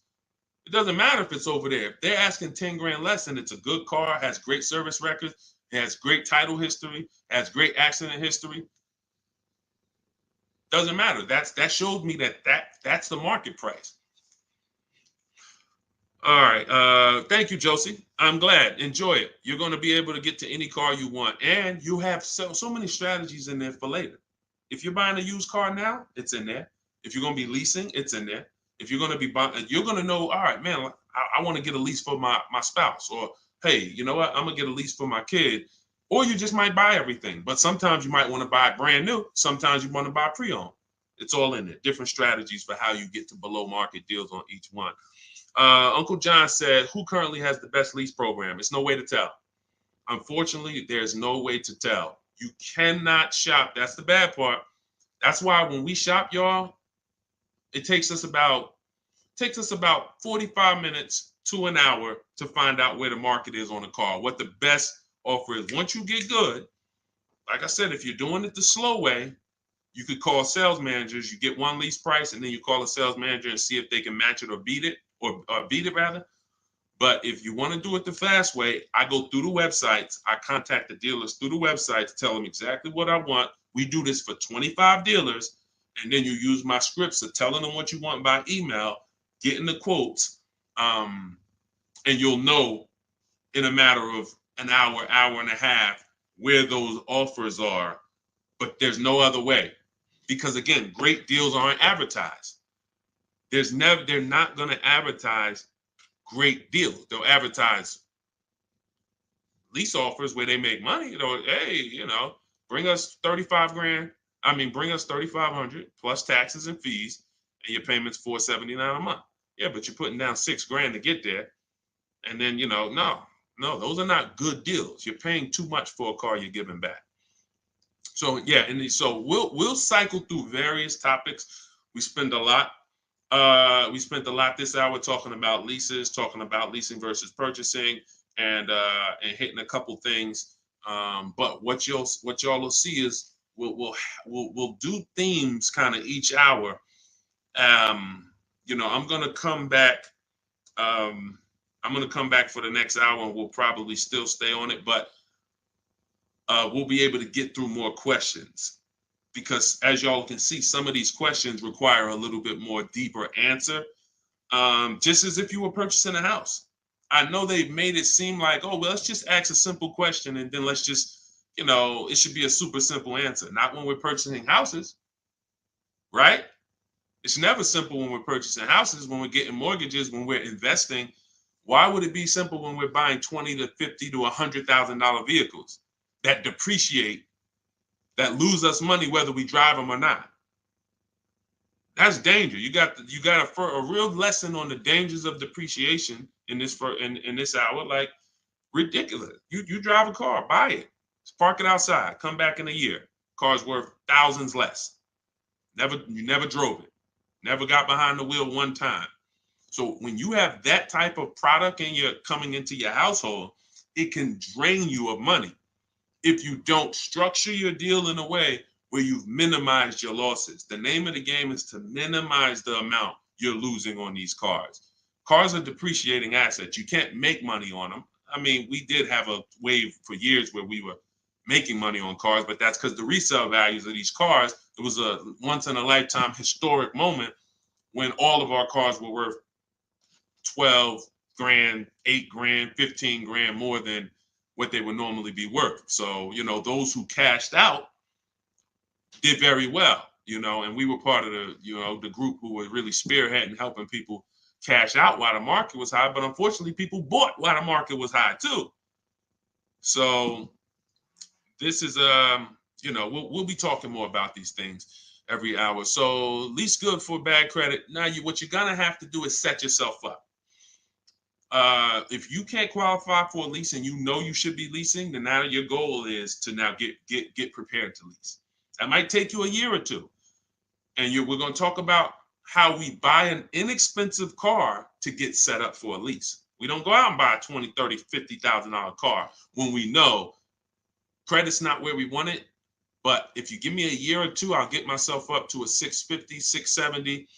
I'll use an inexpensive car to build a good payment history, because I'm paying more for interest because my credit's not good. So the last thing I want to do is buy an expensive car and have a higher interest rate. Now, when I go to switch out of that car in 2 years, because I'm ready to get my brand new lease, now I got 10 grand of negative equity. That's now, first it was credit stopping me from getting the lease. Now I got too much negative equity stopping me from getting the lease. These are two things we want to avoid when we're trying to set ourselves up. And the way we do it is we make sure we buy the least expensive car we could get a loan on. We want the smallest loan possible. And then we get a reliable car, and our plan is to switch out of that car in 2 years. Make the payments, pay the higher interest, but that's okay, because in 2 years, I'm driving something brand new off the lot and I'm leasing it. So that might not be the ideal car. In fact, it shouldn't be. But some people go and say, well, if I got to do that, man, I'm going to go and get the Dodge Charger with the Hemi engine, and now you're buying a $30,000 car, $25,000, and you're putting that interest on top, and now you're buried. So you're not going to be any closer to getting a lease in 2 years than you are today. We don't want that. You got to bite the bullet And if you got a ton of money, I'll show you how to get it done, and you can get a little bit of a nicer car. If you got bad credit, but you got 10 grand, you don't have to get a $10,000 car, but we need to work these things accordingly, because the key is a small loan, reliable car. That's the key. Okay. TikTok's telling me my live's going to end in 60 seconds. Okay, so we will be back. Y'all are going to see, like, this is going to be what we do, especially during the book launch. My new digital book, Car Shopping for People That Hate Car Shopping, has everything in it I teach. Y'all know from my videos on social media, I don't hold back information. But if you want everything in one place, in a step-by-step written format, this is where you get it. It's called Car Shopping for People That Hate Car Shopping. 7 steps to saving time, money, and avoiding dealerships. And that's going to allow you to take what I teach, mastering the art of shopping from home, mastering making dealers and banks bid against each other for your business, and so that you can be confident. But please make sure you subscribe so that you can get, and if you're on our email list, you'll get notifications of when we go live so that you can make sure you jump on. If you're in the market for a car, we want to make sure you are armed with everything you need to save tons of money. So thank you, We West Coast, a lot. Appreciate you. Instagram, we're going to get y'all involved, because somehow I'm seeing some of the questions and some not. Now the questions on Instagram popping up. That is so weird. But I trust that y'all got value, because, again, many of you do have the same questions. So we'll be back in the next hour. You'll get a notification if you're on our email list. Jump on. But if you get your book, I hope you enjoy it. I can't wait to hear your success stories, and I'll see you shortly.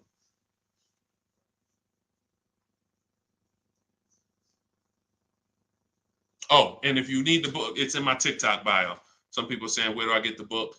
It's in my TikTok bio. Click the picture. It's in my Instagram bio. Go to the bio. Click the picture. If you're watching on or you could go to deshonesbook.com, or you can scan the QR code depending on where you're watching. So, all right. See y'all soon.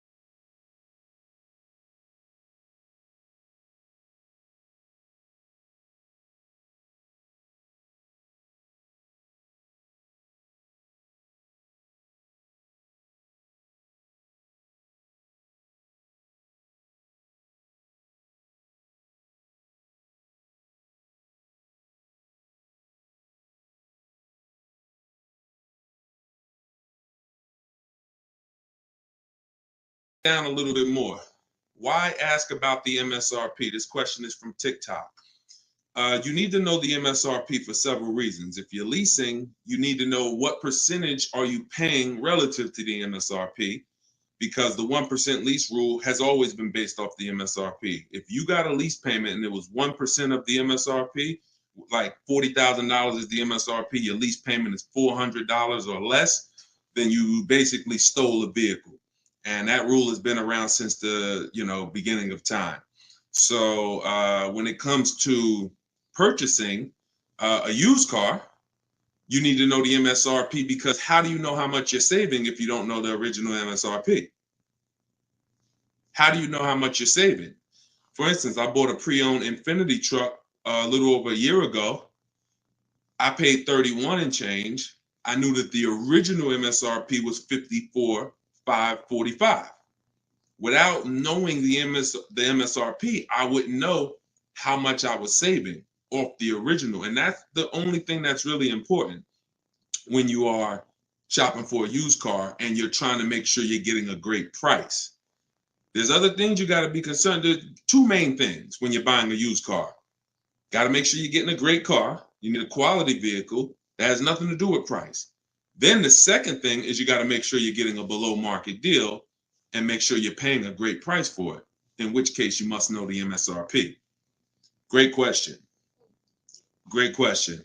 All right, we got Dolan. Dolan will be bringing in questions from all platforms. We're live on TikTok, Instagram, YouTube, and Facebook. So just start typing your questions, and we're going to get to as many as we can in the hour. And, you know, if you have a follow-up question, I'm just going to try to blitz through. So you can certainly throw up the next question whenever you're ready, Dolan. I'm 8K under. My credit is challenged. My car is in danger of getting repossessed. What do I do? All right. This one's also from TikTok. I'm 8K under. What do you mean 8K under? I'm probably underwater. I'm going to assume that means you're underwater, negative equity. If that's the case, then what you want to do is you want to get the, so you're at negative equity, but then you're also behind on payments. I mean, you got to catch up on the payments. I mean, you could try to refinance. You're going to have a hard time. Negative equity, you can't sell it. If you had positive equity, you could sell it. You gotta make money. It's grind time. Like you know, there's certain things in life where we have bills, and the only situation we can do is pray and go and make money. You know, without money and bills, anyone's going to, you know, and this is a hardship, but this is without money or somebody to help you. I can't think of anything. You have a payment due. So, you know, the best thing you could do right now is to focus on how you can make some money so that you can pay the car. Negative equity isn't the biggest problem. The biggest problem is the car is in danger of being repossessed. If the car gets repossessed, now you got to start over. It's not the end of the world, but you're certainly going to have to start over because you're gonna have a repossession on your credit, and you're gonna have to buy a car with bad credit. I would be trying to rebuild my credit. That's what I would be trying to do. Make money, and if the car gets taken, you got to start rebuilding your credit. Follow Shonda Martin. She's a great resource on all these platforms. And but yeah, man, money answers to all things. Book of Ecclesiastes. So figure out how to make some money, man. Work overtime, double shift, second job, start a business on the side. As long as it does, you got to make some money. Can't make car payments without money. So go ahead, Dolan. Wish you the best, man. Keep me posted. This one's from Instagram. On a 3-year-old used car, what percentage from original MSRP should I be looking at for a price point? It goes by comparison. You should be compared. Without something to compare it to, you won't be able to see the actual, what the discount should be. You need something to compare it to. We do these live shows. You know, we got a couple hundred people on here already. The goal is to figure out through comparison shopping what you should be doing and what you should be paying. Hold on one second, y'all.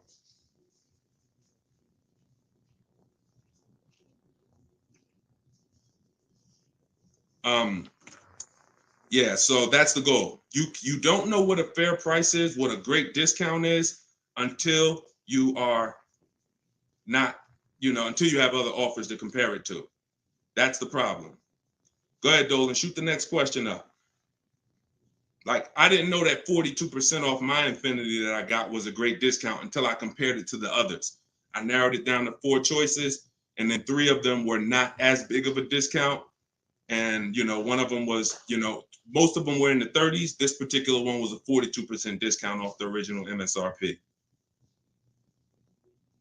Go ahead, Dolan. Oh, this one's TikTok. How do I get the lease rate down?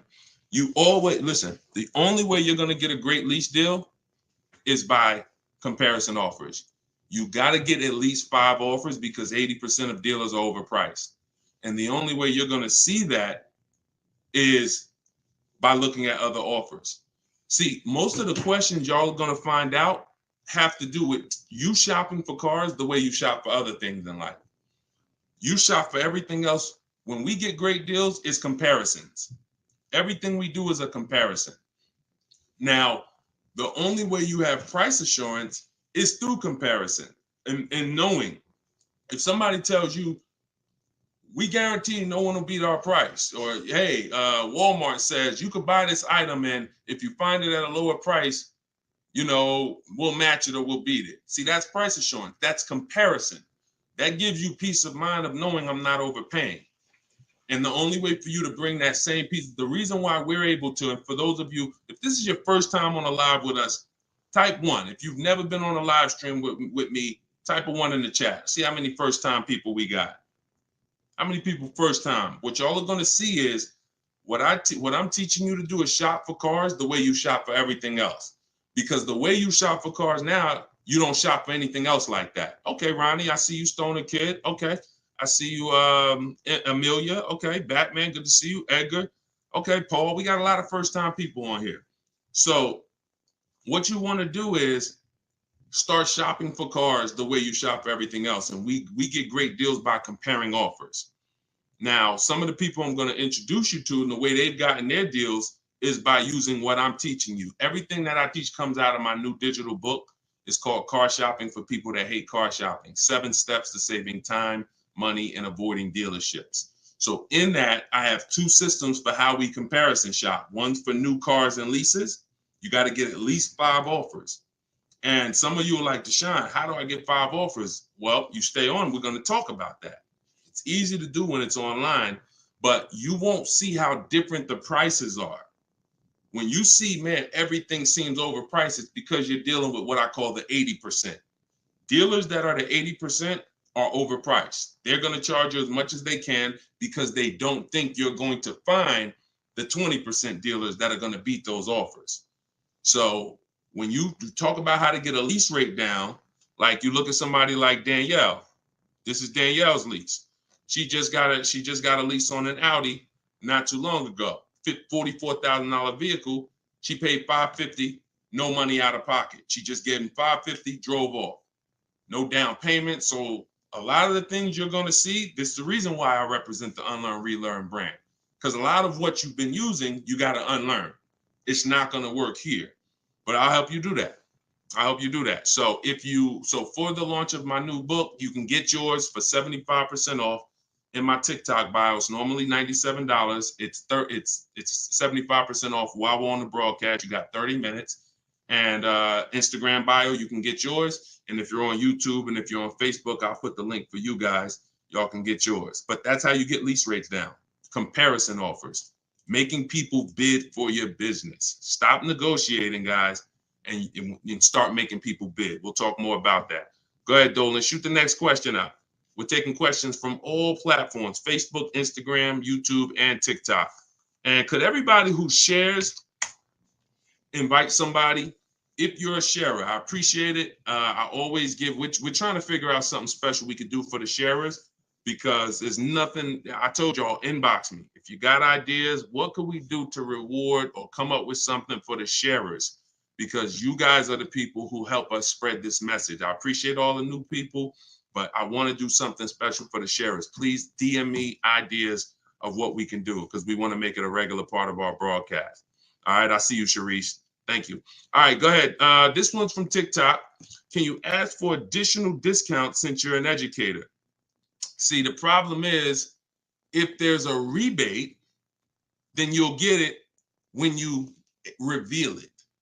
If there's a first responder rebate, you can't depend on a dealer to tell you about it. Some of the 80% won't tell you about it. Some of the 80% won't give you the whole thing. If it's a $1,000 rebate, maybe they'll tell you it's $500. We don't trust the 80%.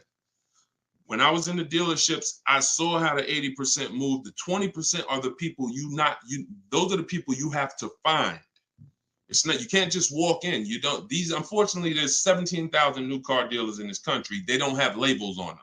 There's not one that say, we're the 20% that beats everyone. You have to find them and you need a great a bidding system. You can do it manually by phone, or you can do it my way by email, copy and paste. So, but you're not going to, it's like people who said, well, I have a GM, I get a special price with Ford. I get a special price with General Motors. You can't depend on the dealer you're dealing with to tell you the special price and to tell you the rebates if they have them. The only way you're going to see it is by getting at least 5 offers, and then you'll be able to reveal who gave you the real offer. It's unfortunate, but it's actually better for you, because when who's not a good negotiator?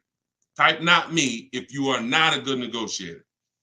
Just speaking honestly, you're not a good negotiator. It's not your thing. I consider myself to be pretty good, and I won't do it. All right, Danny said not me. Okay. Rai, sorry, I butchered your name. Lovey, okay. This is going to work for everyone who's not a good negotiator. Now, I am a good negotiator, but I won't shop that way. I'm always going to get bids, because if you're negotiating with the 80%, they're so overpriced. Even when they drop down a couple $1,000s, you're still overpaying. That's the whole point. That's why it's best for you to sit at home where you're in control. You can use my way, which is email. We copy and paste. I have a strategy in my book. It's called 25 to 5, where you're going to connect with 25 new car dealers. This is only for buying and leasing new cars. This is not for used cars. I have a different strategy for that. But you're going to sit at home. You're going to connect with 25 dealers online in about 20 minutes. And that's going to get you 5 offers using my scripts, using my replies. Now, the manual way to do it is to pick up the phone, call, and speak to at least 5 sales managers. But you need to get 5 offers. That's the only way you're going to see how much money that the 80% were trying to overcharge you. Does that make sense? And it goes with the same thing with military discounts. Doesn't matter. Special pricing, employee pricing. You must shop multiple offers, because you can't trust the 80% to actually give you the real numbers. All right. Go ahead, Dolan. Bring the next one in. We're taking questions from all platforms. Did I post that link? The book is not good for used car. Absolutely. That's just my system. You're going to hear me talk about 2 systems of shopping multiple offers and options. One's for new cars and leases. That's called the 25 to 5. One's for used cars. That's called the multiple marketplace strategy. When we shop for used cars, we have a different strategy. You must shop for your best used car offer in a different way than your new cars. It's very different. They're both in my book. Y'all will hear me talk about them on my videos, on my social media videos if you've seen them, and you'll hear me talking about them on the live. 2 totally different shopping strategies based on your goal. All right, this one's from Instagram. When you walk into a dealership, the salesman comes at you right away. Can you tell him you're just looking for now, and I'll come get you when I see something? Of course you can. So using what I'm telling you, you should not spend more than 30 minutes in a car dealership ever. Tons of people that you'll see, the more you stick around this broadcast and the more you learn and the more you see our community over here. We've been doing this for 3 years, teaching the public. We've got 1,700 people we've worked with personally, a couple thousand books. People are using this stuff. It's not just the saving of money, it's time. You shouldn't be in a dealership if you're not there to test drive, or if you're not, see, we have something we call shopping, not buying. Very different. That's actually step 4 in my book. There's 7 steps. The last step is delivery. Step 4 is something I call shopping, not buying. You have to learn, if you're going to enjoy shopping and take control of your car deals the way I want you to, that when you are shopping, you are deciding what you want. That's shopping, deciding what you want. You can get your copy of the book in my TikTok bio. Everybody got 30 minutes to get it for 75% off. Somebody on TikTok said, how do I get the book? It's in my TikTok bio. If you're on Facebook or YouTube, you can scan the QR code, or you can go to deshonsbook.com. If you're on Instagram, you can go to my Instagram bio. It's normally $97, but it's part of our official launch. You can get yours for 75% off. So when you are there with a purpose, which means no one can actually talk you into something, because you're clear on what you're here for. I'm here to see what I like. I'm here to decide what I want. I got my kids with me. I'm here to see how this vehicle is it comfortable? This is only for new cars and leases. We don't test drive used cars until the end. That's a different thing. And I'm answering questions specifically. So when someone asks about a used car test drive, we'll talk about that. For those of you who are leasing and buying new cars, we are there to test drive and decide what we want. That is it. We do not talk numbers in the dealership. Listen, I want y'all to remember this. You will never, using what I'm telling you, you will never talk numbers in the dealership. If you are coming there to see a used car, the deal is made already before you get there. Your numbers, everything should be established online. That's the multiple marketplace. There's a very simple process that you can follow for shopping for used cars. By the time you walk in the deal, who's ever had a dealership that they had to walk out of? If you've ever had a dealership where you had to walk out of, type me if you've ever walked out. Somebody wasted your time. Somebody tried to, whatever. You went there and you're like, man, I'm leaving. This isn't good. I'm glad you did that, but I want you to get to the point where no one can even waste your time. That's what I want you to get to, which means every time you walk in a dealership, for a used car, the deal is made. You're just there to test drive it, verify everything you did online. We'll talk about this. And then you're taking the car or you're locking up that deal, not taking it because, you're locking up the deal. Now, with a new car, you are there to test drive only. I'm deciding what I want. And here's look, you got to be able to ignore this. Let this stuff go. Hey, can I talk to you? Hey, let me just show you these numbers. Hey, we got some real good deals this month. Hey, you know what? Have you seen the specials? Hey, we got a special price. Hey, we're taking off Hey, we're paying over $2,000 for people's trading. Hey, we're buying old leases back. All of this stuff, it got to just be, that junk got to go using what I teach, because that stuff works for other people. It probably has worked on you in the past. Now, you're not going to let people throw you off this agenda anymore. You are literally there to shop, decide what you want, and when you take your card, take the salesperson's card. When you come home, if you like that vehicle, we will be purchasing it and getting multiple offers from home, never in the dealership. Everybody clear? If you're clear on that so far, type clear. Everybody clear on that? Clear? All right, I see you, Dave. Yep, I see you, Danny. All right, go ahead. This one's from Facebook. Carla said, my granddaughter purchased her first car in November 2023. She wanted to lease, but was told she was too young. She's 20. How can she transition from a current car note to a lease car when she turns 21 next year? Great question. Who has a car that they're thinking of replacing? You have a car now. You're thinking about replacing that car. Could be a lease, and you have to replace it. Could be a car you own. Could be a car you're financing. So the first step in my book, it's called 7 Steps to Saving Time, Money, and Avoiding Dealerships. Car shopping for people that hate car shopping. First step is the most important question. We must know whether we're going to lease or buy. You have to see that as the foundation of your car deals. You cannot get a great deal when you should have leased, but you bought. It is impossible. You can't get a great deal if you should have bought, but you leased. So that's the most important question. That's step 1. How many years are we keeping the car? Now, after that, here's what you do. You guys who have a car you have to replace, including this young lady, Carla, she asked, you must do an equity assessment. This is step 2. Equity assessment is going to tell you, can you get out of your car clean? Can you get out of your car break even? Can you get out of your car and there's equity there, which means you can put that equity in your pocket or into the next transaction? Or do you have negative equity if you have a loan? So the equity assessment is going to tell you. Now, here's how you do it. You're going to call your bank. If you have a paid off car, you do not need to do this step. You can skip this step. If you have a loan or a lease, you're going to call your bank. You're going to ask for the payoff. I see y'all running the likes up on TikTok too. I appreciate it. Can y'all keep tapping the screen? I appreciate y'all running those likes up. When you call, you're going to ask them for the payoff.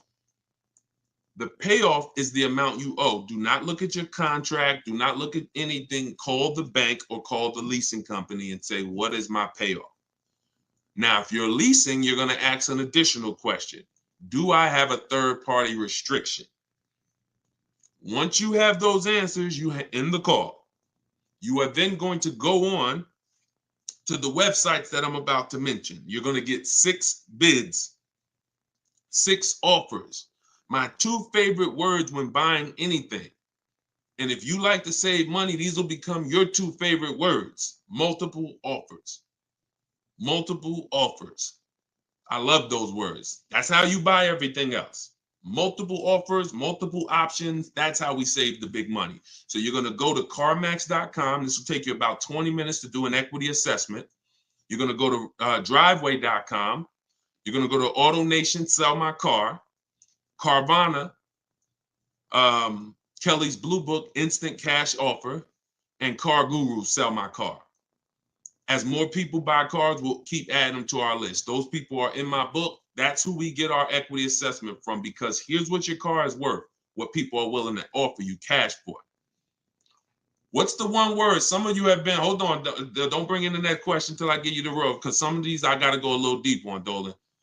But you could queue them up. Just get them ready so that, you know, when I call them out, you got them ready. I know you're stacking them. When you look at, you know, getting 6 offers, what's the one word that we don't use anymore? Let's see if anybody was on here. Maybe you were on here for the last couple broadcasts, or a lot of you are new, so you may not know. What's the one word? Good to see you start back up. What's the word that we're not using anymore? And for the new people, you're about to learn. We don't use, let me see if anybody got it. I give it about 3-4 seconds. Okay, everybody's about to learn this for the first time. We don't use the word trade. You don't get maximum money trading anything. I know you've been taught that because dealers have actually taught you to give them multiple transactions in one. You buy your car from them, that's one transaction.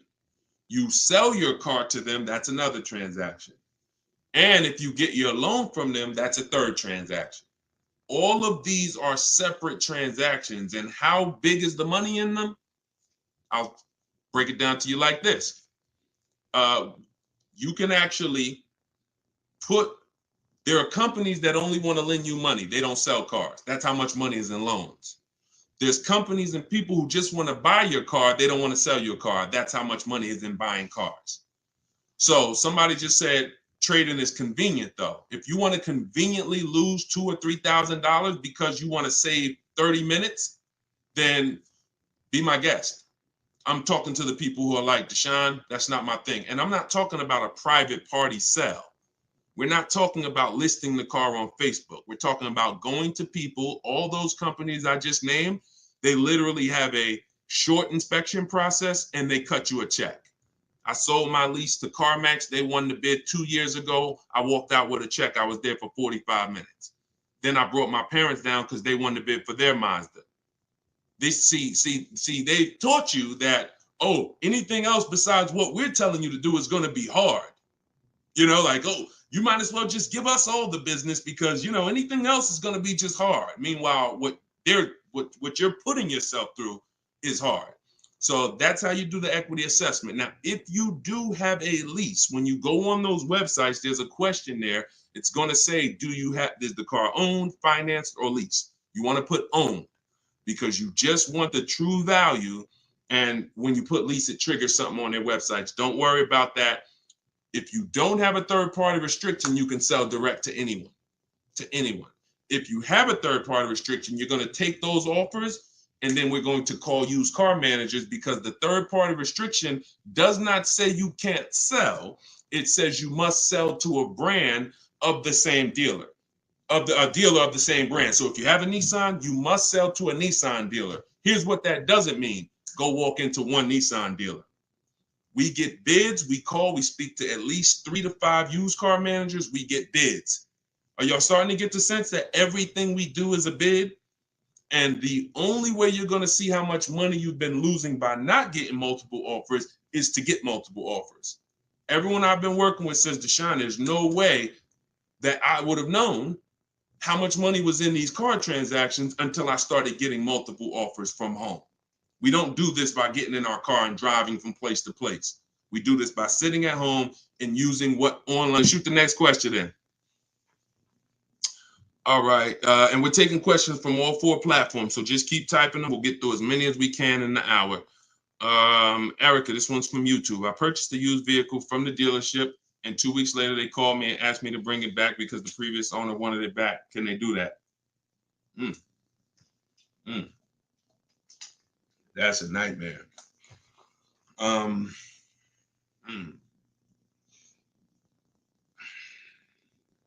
Y'all hear that question?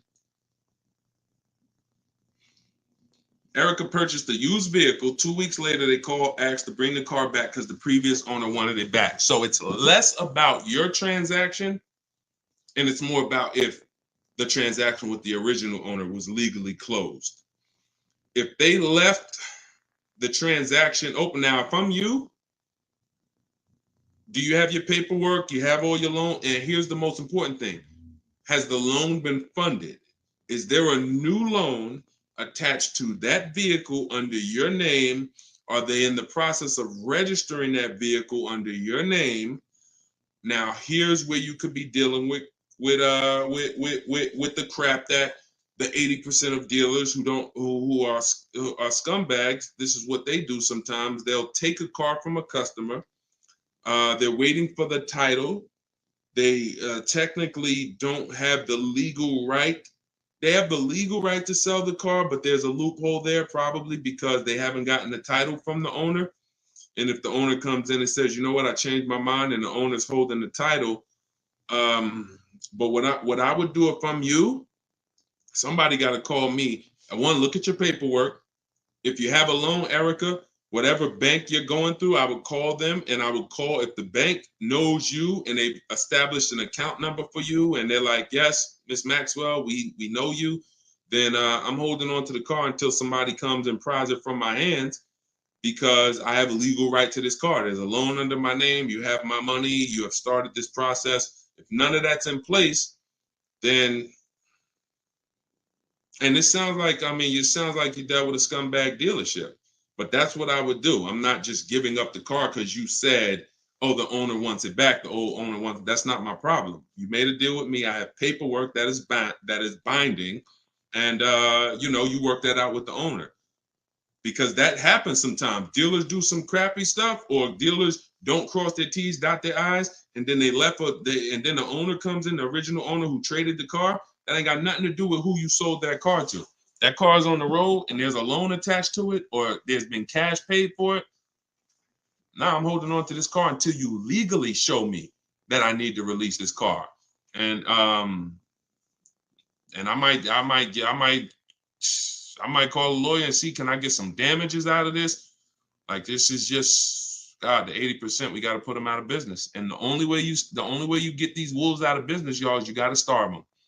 I'm telling you, the more people that shop online, when you learn how to shop online the right way, people like this won't be able to exist. But because most people are still going in the old way shopping, giving them a chance to do this, keep me posted, Erica. It sounds like it's a terrible situation, but please keep me posted on that.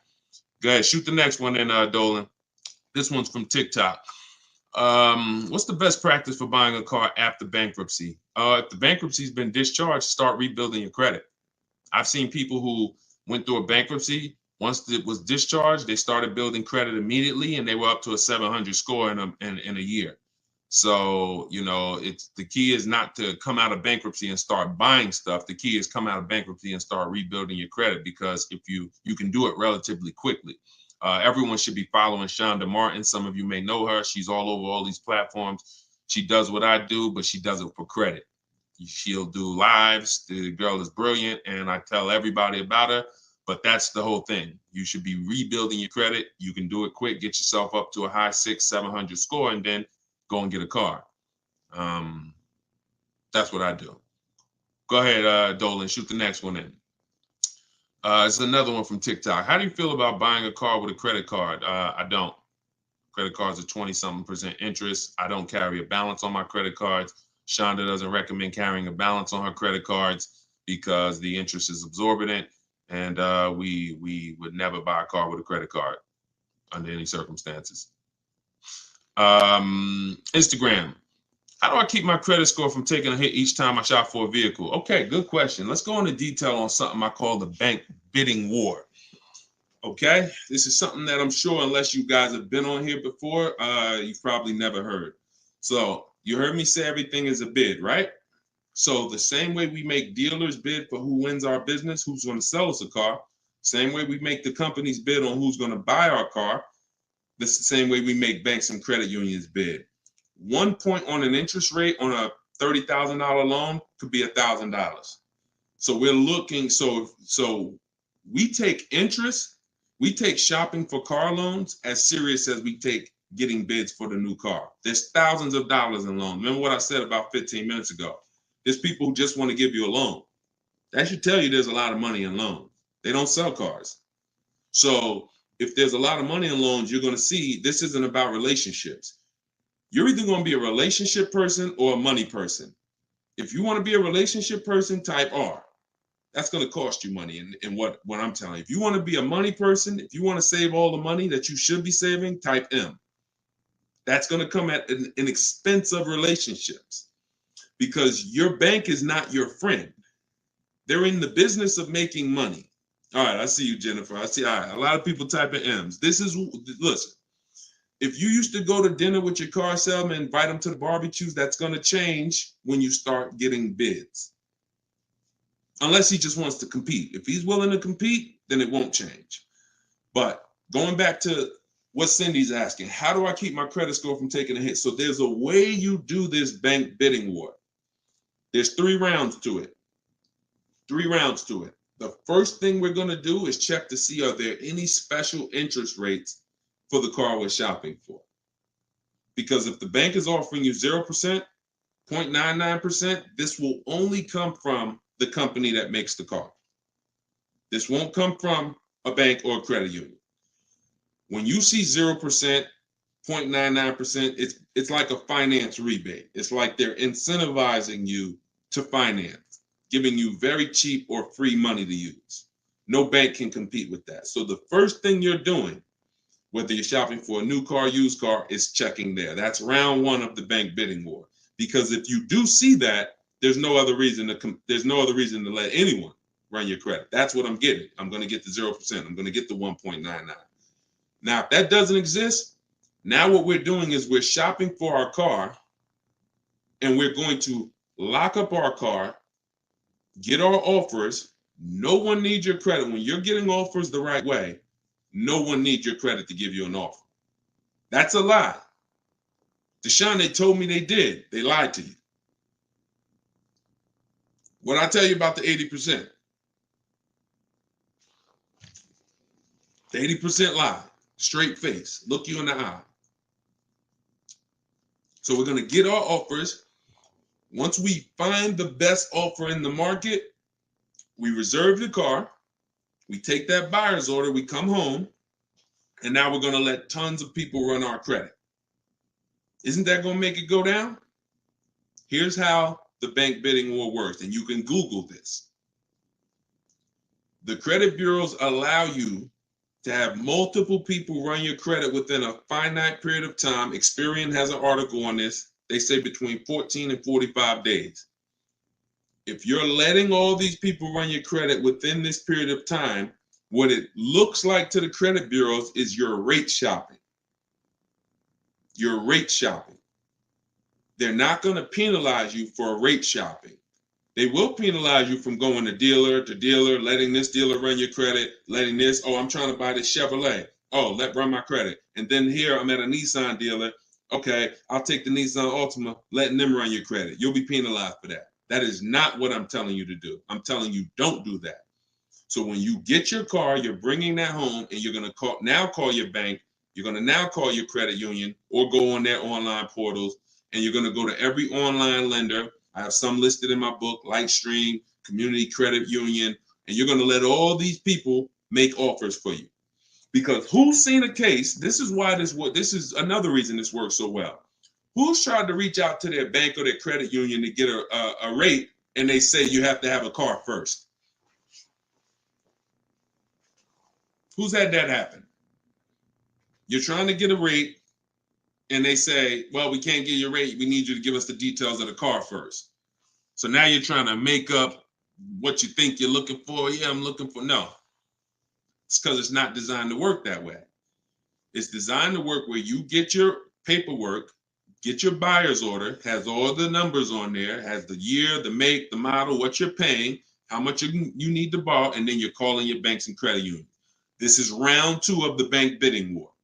So you're going to let all those people go and compete. Now, whoever wins that round, you're going to call the dealer the next day and you're going to say, hey, I got 6.29 from my credit union. But if you guys can beat it, then I'll do the deal with you. This makes the whole price. See, everything I'm telling you to do, if you follow what I'm telling you, the process is easy. You never got to lie. All of those people who taught you how to buy cars and you got to lie, don't tell them you got to trade, don't tell them this, you'll never hear me teach you. You don't have to lie. And the dealers will enjoy working with you, the 20%, because you're now giving them an opportunity. And it's very different, y'all. When you got a car, when you have a finance manager who's trying to beat the rate you got, here's the difference. And we'll get ready to queue up the next question, Dolan, not yet. Here's the difference. When you don't have a finance manager trying to bid and beat what you have, they're going to their banks and they're asking the salesperson, what's the most you think they'll pay? What's the highest rate you think they'll pay? All right, quote them at this, and then let's see if we can negotiate on the rate. That's what it is when you don't have an offer. But when you give them that, when you found your car, locked it up, and then you call the salesman or you call the finance manager and say, hey, I got 6.29 if you can beat it. Now here's what they're doing. They're reaching out to all their 10, 15 banks and saying, let me see if I can beat this rate. Very different. And only one or two things are going to happen. They're either going to call you and say, hey, look, I tried my hardest. I can't beat the rate. Thanks for the opportunity, but you got a great rate. In which case you have something that we want, which is, who knows what we want. When it starts with a P, this is when we guarantee we paid the best price for everything. Who remembers? Well, I can't say who remembers because we get new people on this broadcast every day. I swear. All right. Price assurance. So when y'all hear me say price assurance, what that means is you don't drive off anymore hoping you got a good price. Talking to your spouse, hey, you think we could have did better? You think this interest rate was too high? Could we have got a better interest rate? No. Price assurance means you guarantee you couldn't have paid a lower price for the car. Nobody could have paid because you got bids. Nobody could have gave me a lower interest rate because I got bids. Nobody could have gave me more for my old car because I got bids. That's the only way we get price assurance. And all of this is done while you sit at home. So this is in my book, Car Shopping for People That Hate Car Shopping, 7 Steps to Saving Time, Money, and Avoiding Dealerships. If you want everything I teach in one spot, it's there. You can get your copy for 75% off. It's normally $97. And you can go to my TikTok bio. It'll be in your inbox in literally 5 minutes. The reason it's a digital book too is because things change. Vroom just went out of business a couple months ago. They used to be one of the people who competed for our business. If you guys had, your book and you had bought it and then it was a print book, because some people say, Deshone, is it in print? This is the reason, one of the reasons why it's not. If Vroom is in that print book, what happens? Now I got to jump on live and say, hey guys, volume 2 of my book is out because things have changed. Get your volume 2. I don't want to do that. You get this one time, and then I update it when Vroom went out of business. I updated the master file. Everybody who opened their book, no matter what, it was relevant. And that's one of the biggest reasons why it's a digital book. So you can grab your copy for 75% off, but you got 30 minutes. Once the timer is 0, it goes back up to 97. In my Instagram bio, in my TikTok bio, or you guys can, I'll put the link right here for you guys on YouTube and Facebook. You can go to deshonsbook.com. Oh, wait, I put the wrong one. I put it in my bio here. All right, Dolan, you can queue up the next question. Keep typing your questions, y'all. We got some more time. We're going to try to get through as many as possible. And we're pulling them from all platforms. We're on Instagram, we're on TikTok, we're on Facebook, and we're on YouTube. So we're pulling questions from all platforms. This one's from TikTok. Can you use the equity in your lease towards the purchase of a used vehicle? Most certainly, Eddie, the equity is yours.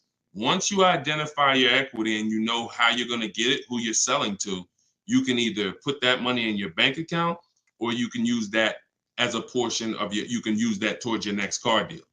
That's your money. Your money. Go ahead, next one. This is another one from TikTok. I need a bit of advice. My son totaled his car. It was a loan Honda. Should I lease or buy this time around? I'm looking into maybe lease an electric vehicle, but I never have leased a vehicle. Okay, it's a very good question. Should I lease or buy? Let me show you. Some of you, let me show you this. Let me ask a very important question. In my book, this is called Step One. Whenever you hear me say the most important question, this is what I mean. It's the first thing you do. When you want to buy a car, when you like, hey, I'm thinking about a car, this is the first question you ask yourself, and it's the most important question. How many years are you keeping the next car? Come on in, and everybody type your comments. Keep that question up, Dolan. Everyone who's car shopping and who will be soon, how many years are you keeping the next car? Lula, if you just jumped on, I don't come to dealerships because we shop online. So there's no way for me to come to a dealership with you. If you stick around, you'll learn how we shop. There's no reason for you to need somebody with you when you're in your house making car deals. Everybody answer. Everyone who shop, I want you to actually think about this. How many years are you keeping the next car? We're answering that question, Rob.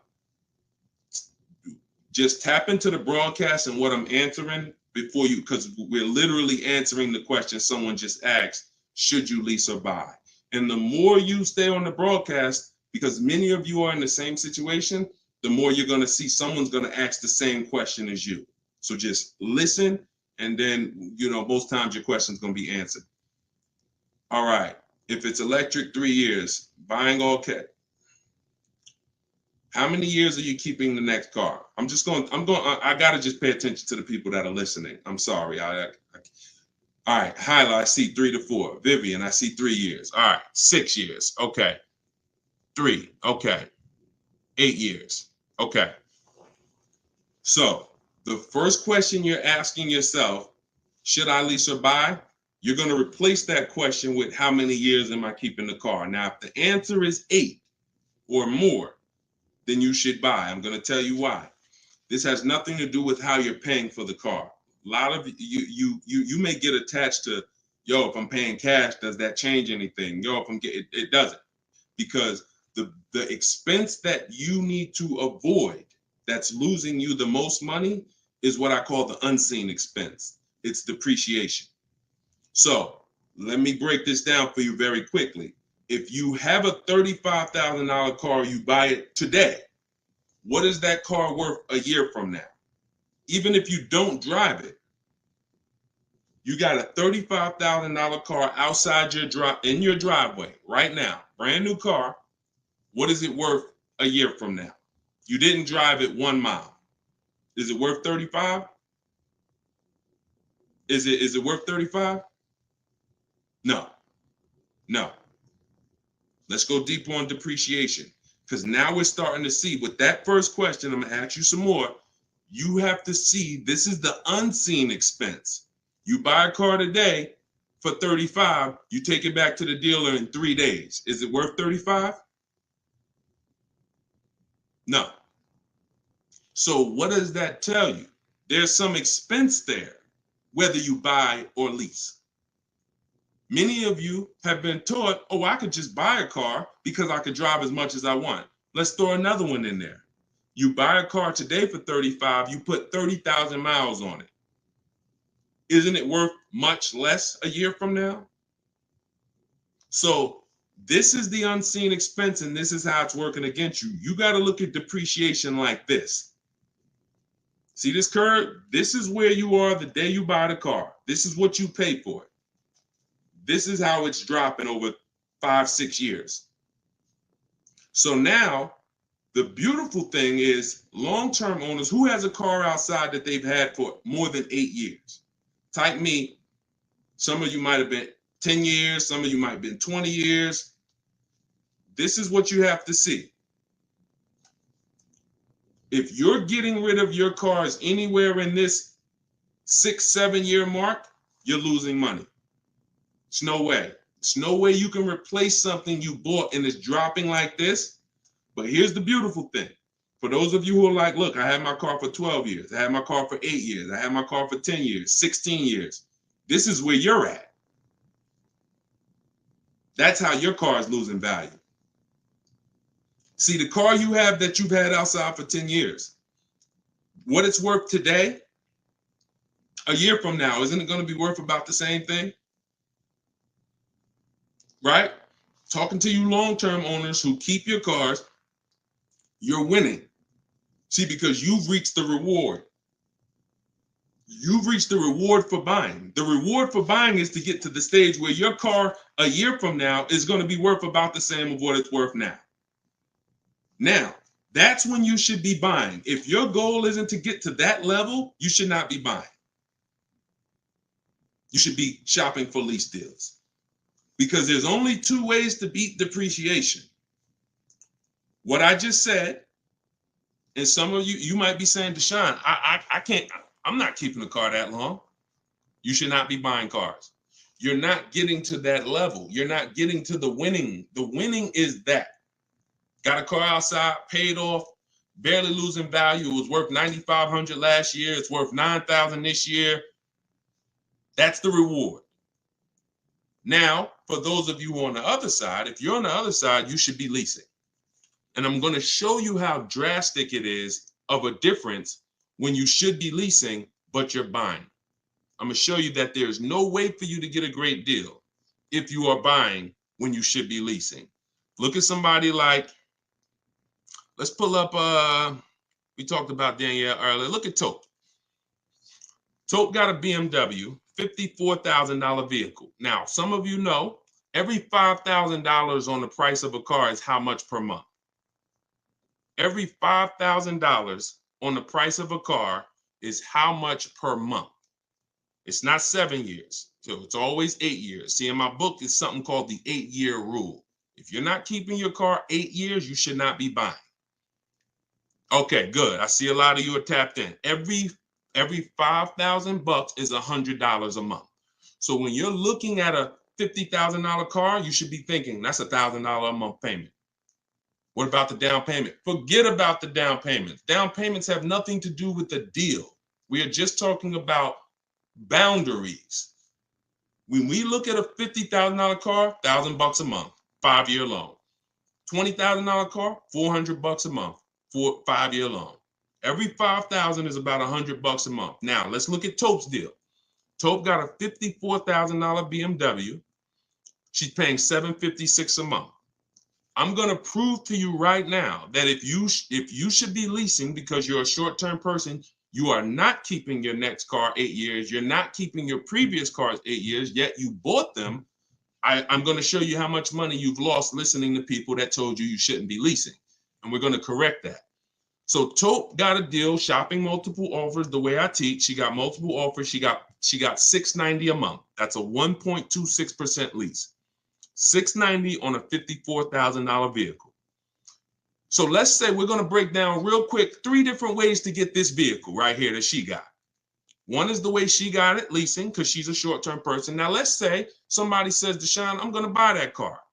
That person buys that car. Let's say they get an incredible price and they save $10,000 off a brand new BMW. Okay? I want to show you that even with extreme cases of big money, I could teach you how to get the best price on the car, but it's not going to change. If your deal is on the wrong foundation, you can't get a great deal. So let's say somebody walks in right after Tope. They look at her car, they see her driving off, and they're like, man, I want that same car. All right. And they end up saving 10 grand. So they buy it for $45,000. Taxes, fees, probably put them up around 48. Every $5,000 we said is $100 a month. $48,000, that's a $950 payment, y'all. 5-year loan. No money down, because Tope put no money down. So we're comparing putting no money into these deals. When you start putting no money into the deals and looking at them, you're going to clearly understand them. Sometimes people use down payment money to confuse you. $690 a month she's paying, they're driving off paying $950. No way. Now a third person comes in. Man, I see those two people just drove off. You got that car used though? Can I get a used one? I don't want to buy a new one. I don't want to get a new one. I know that's going to be expensive. What do you think a brand new vehicle that was $54,000 brand new? What's a good price of that vehicle used, y'all? What's a good price used?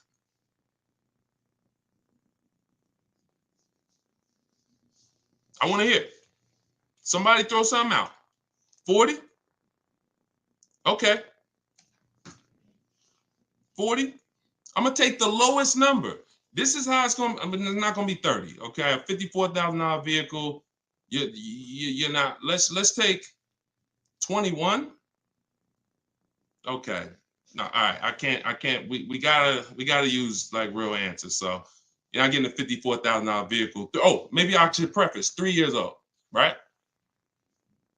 Let's say 35. Let's say 35, right? That's pretty conservative. 54,000 new. They find one for a great price. It's a used car. They get it for 35. Every $5,000, $100 a month. What's the car payment? 700. 700. So you have Tope, who's driving off in a brand new BMW, $690 a month. You got the person who bought thinking it saved $10,000, got an incredible discount, $950. And then you got the person who got a 3-year-old BMW. Warranty will be up next year. They're going to be on their own. They're paying $700. That's what I mean. I told you I was going to make it very clear for you that when you should be leasing, you cannot get a great deal. I don't care how much money you save off the car. I don't care if you buy a used one. When you should be shopping for great lease deals, you're not a long-term person. Now, here's where both of those people can beat Tope. Both of those people can keep their cars 8 years, long-term, pay the cars off. Now, we see them down the line, and now they're winning. And it's not that Tope is losing. It's just that they've all won now. Everything when you purchase cars, when you get to this stage, if a person bought that car and they're at this stage now, I had this BMW for 8, 9, 10 years, and it's not losing any value anymore. Oh, you won. That's the reward for buying. But if you're not going to get there, you're losing by not leasing. That's the leasing versus buying. I call that the most important question. It's the first question. When you open my book, it's step 1. How many years are you keeping the next car? That is the first thing you ask yourself because it's the foundation of your car deals.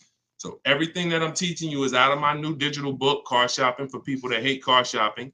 7 steps to saving time, money, and avoiding dealerships. Step 1 is the most important question. Step 7 is delivery. So by the time you get to step 7, you're either having your car delivered or you're picking it up. This is not a book you read and then you go take a test on it. This is an action guide that gets you closer and closer to your vehicle. And when you get to step 7, you're taking delivery. So you can get it for 75% off. Get your copy. Get your 75% off in my TikTok bio, in my Instagram bio. It'll be in your inbox in literally 5 minutes. If you're on YouTube or Facebook, you can scan the QR code or you can go to Deshone'sBook.com. All right. I love talking about this. Go ahead, Dolan. We probably got time for 2 more. Bring in 2 more, Dolan. Bring in the next one. And then we'll wrap. Yep. I drive too much to lease. See, hold on. Before you say that, you got to be very careful making statements.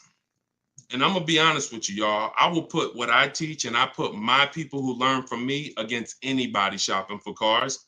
Because once you get this and once you get how to shop, you'll be able to do this in 60 minutes. You'll be able to get great car deals in 60 minutes. But in order for you to win, the best thing for you to do is ask questions here, not make statements. All right. This one's from TikTok. Can you use the equity in your lease toward the purchase? Oh, yeah, we got that one already, Dolan. We did that one. Shoot the next one up.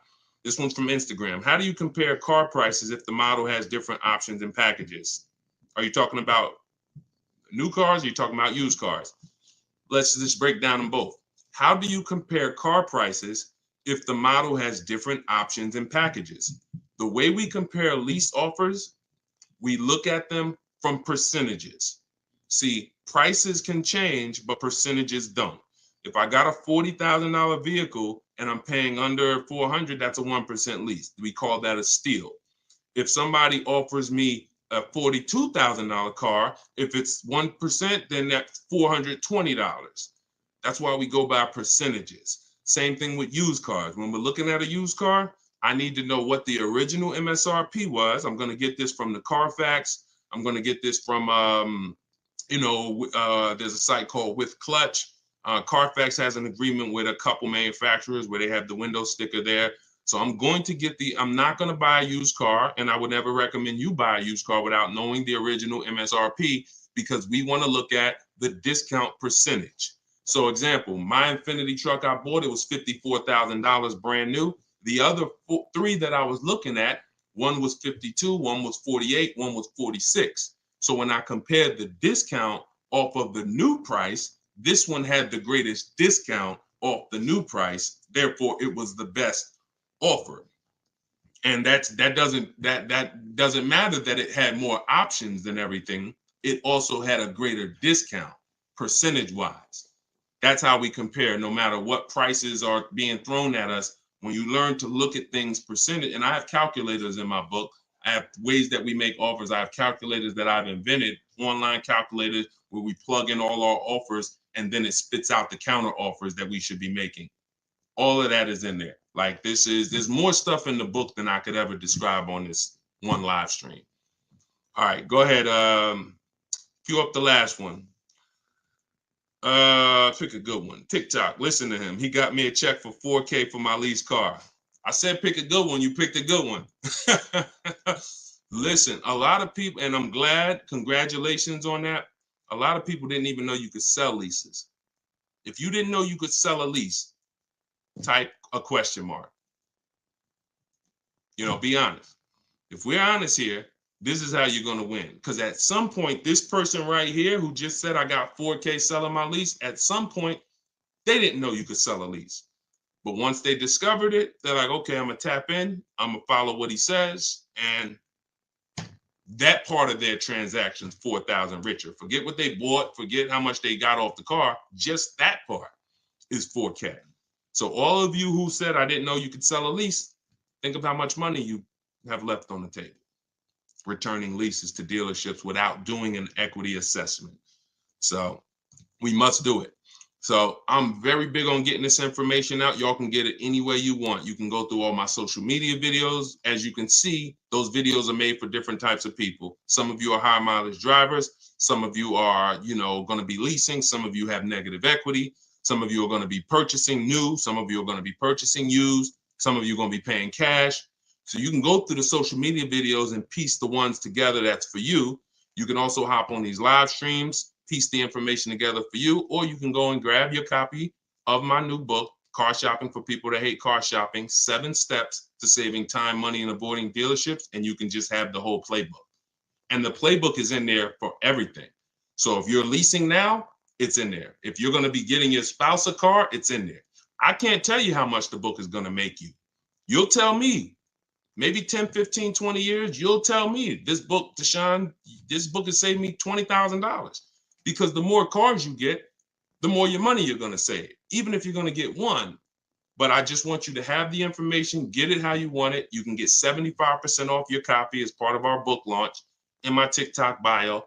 Click that link, and then same thing in Instagram. Click that link and then click the button that says get 75% off my new book. But it's only for 30 minutes. After 30 minutes, price goes back up to $97. $24 is better than $97. So, and I'll put the link one more time for you guys on YouTube and Facebook. You can click this link here that says Deshone's book. I just posted it.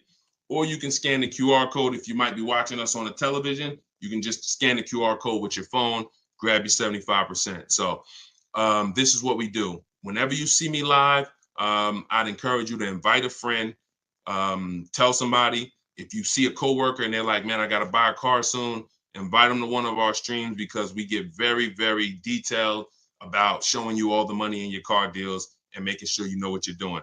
Please, if you're not subscribed to us on YouTube, we got a lot of things coming to YouTube. We're going to be time stamping these questions in future episodes so that you can easily navigate through previous episodes and find your answers. So everything is Deshone the Auto Advisor. Make sure you subscribe to YouTube because we got a lot of stuff coming there. But other than that, have a great day. I'll see y'all in the next broadcast. Everyone who got the book, use it, win with it, and make sure you DM me or email me your success stories. I want to see your deals. Email me your deals, not just your cars. You're going to love it. Once you start making deals and you're confident with the money, you're going to be so excited about sharing the numbers, you might forget to tell me what car you got. You know, Deshone, look at this price I just got. Oh, by the way, it was on this car. You know, so that's what we want. All right. God bless y'all. I'll see you soon.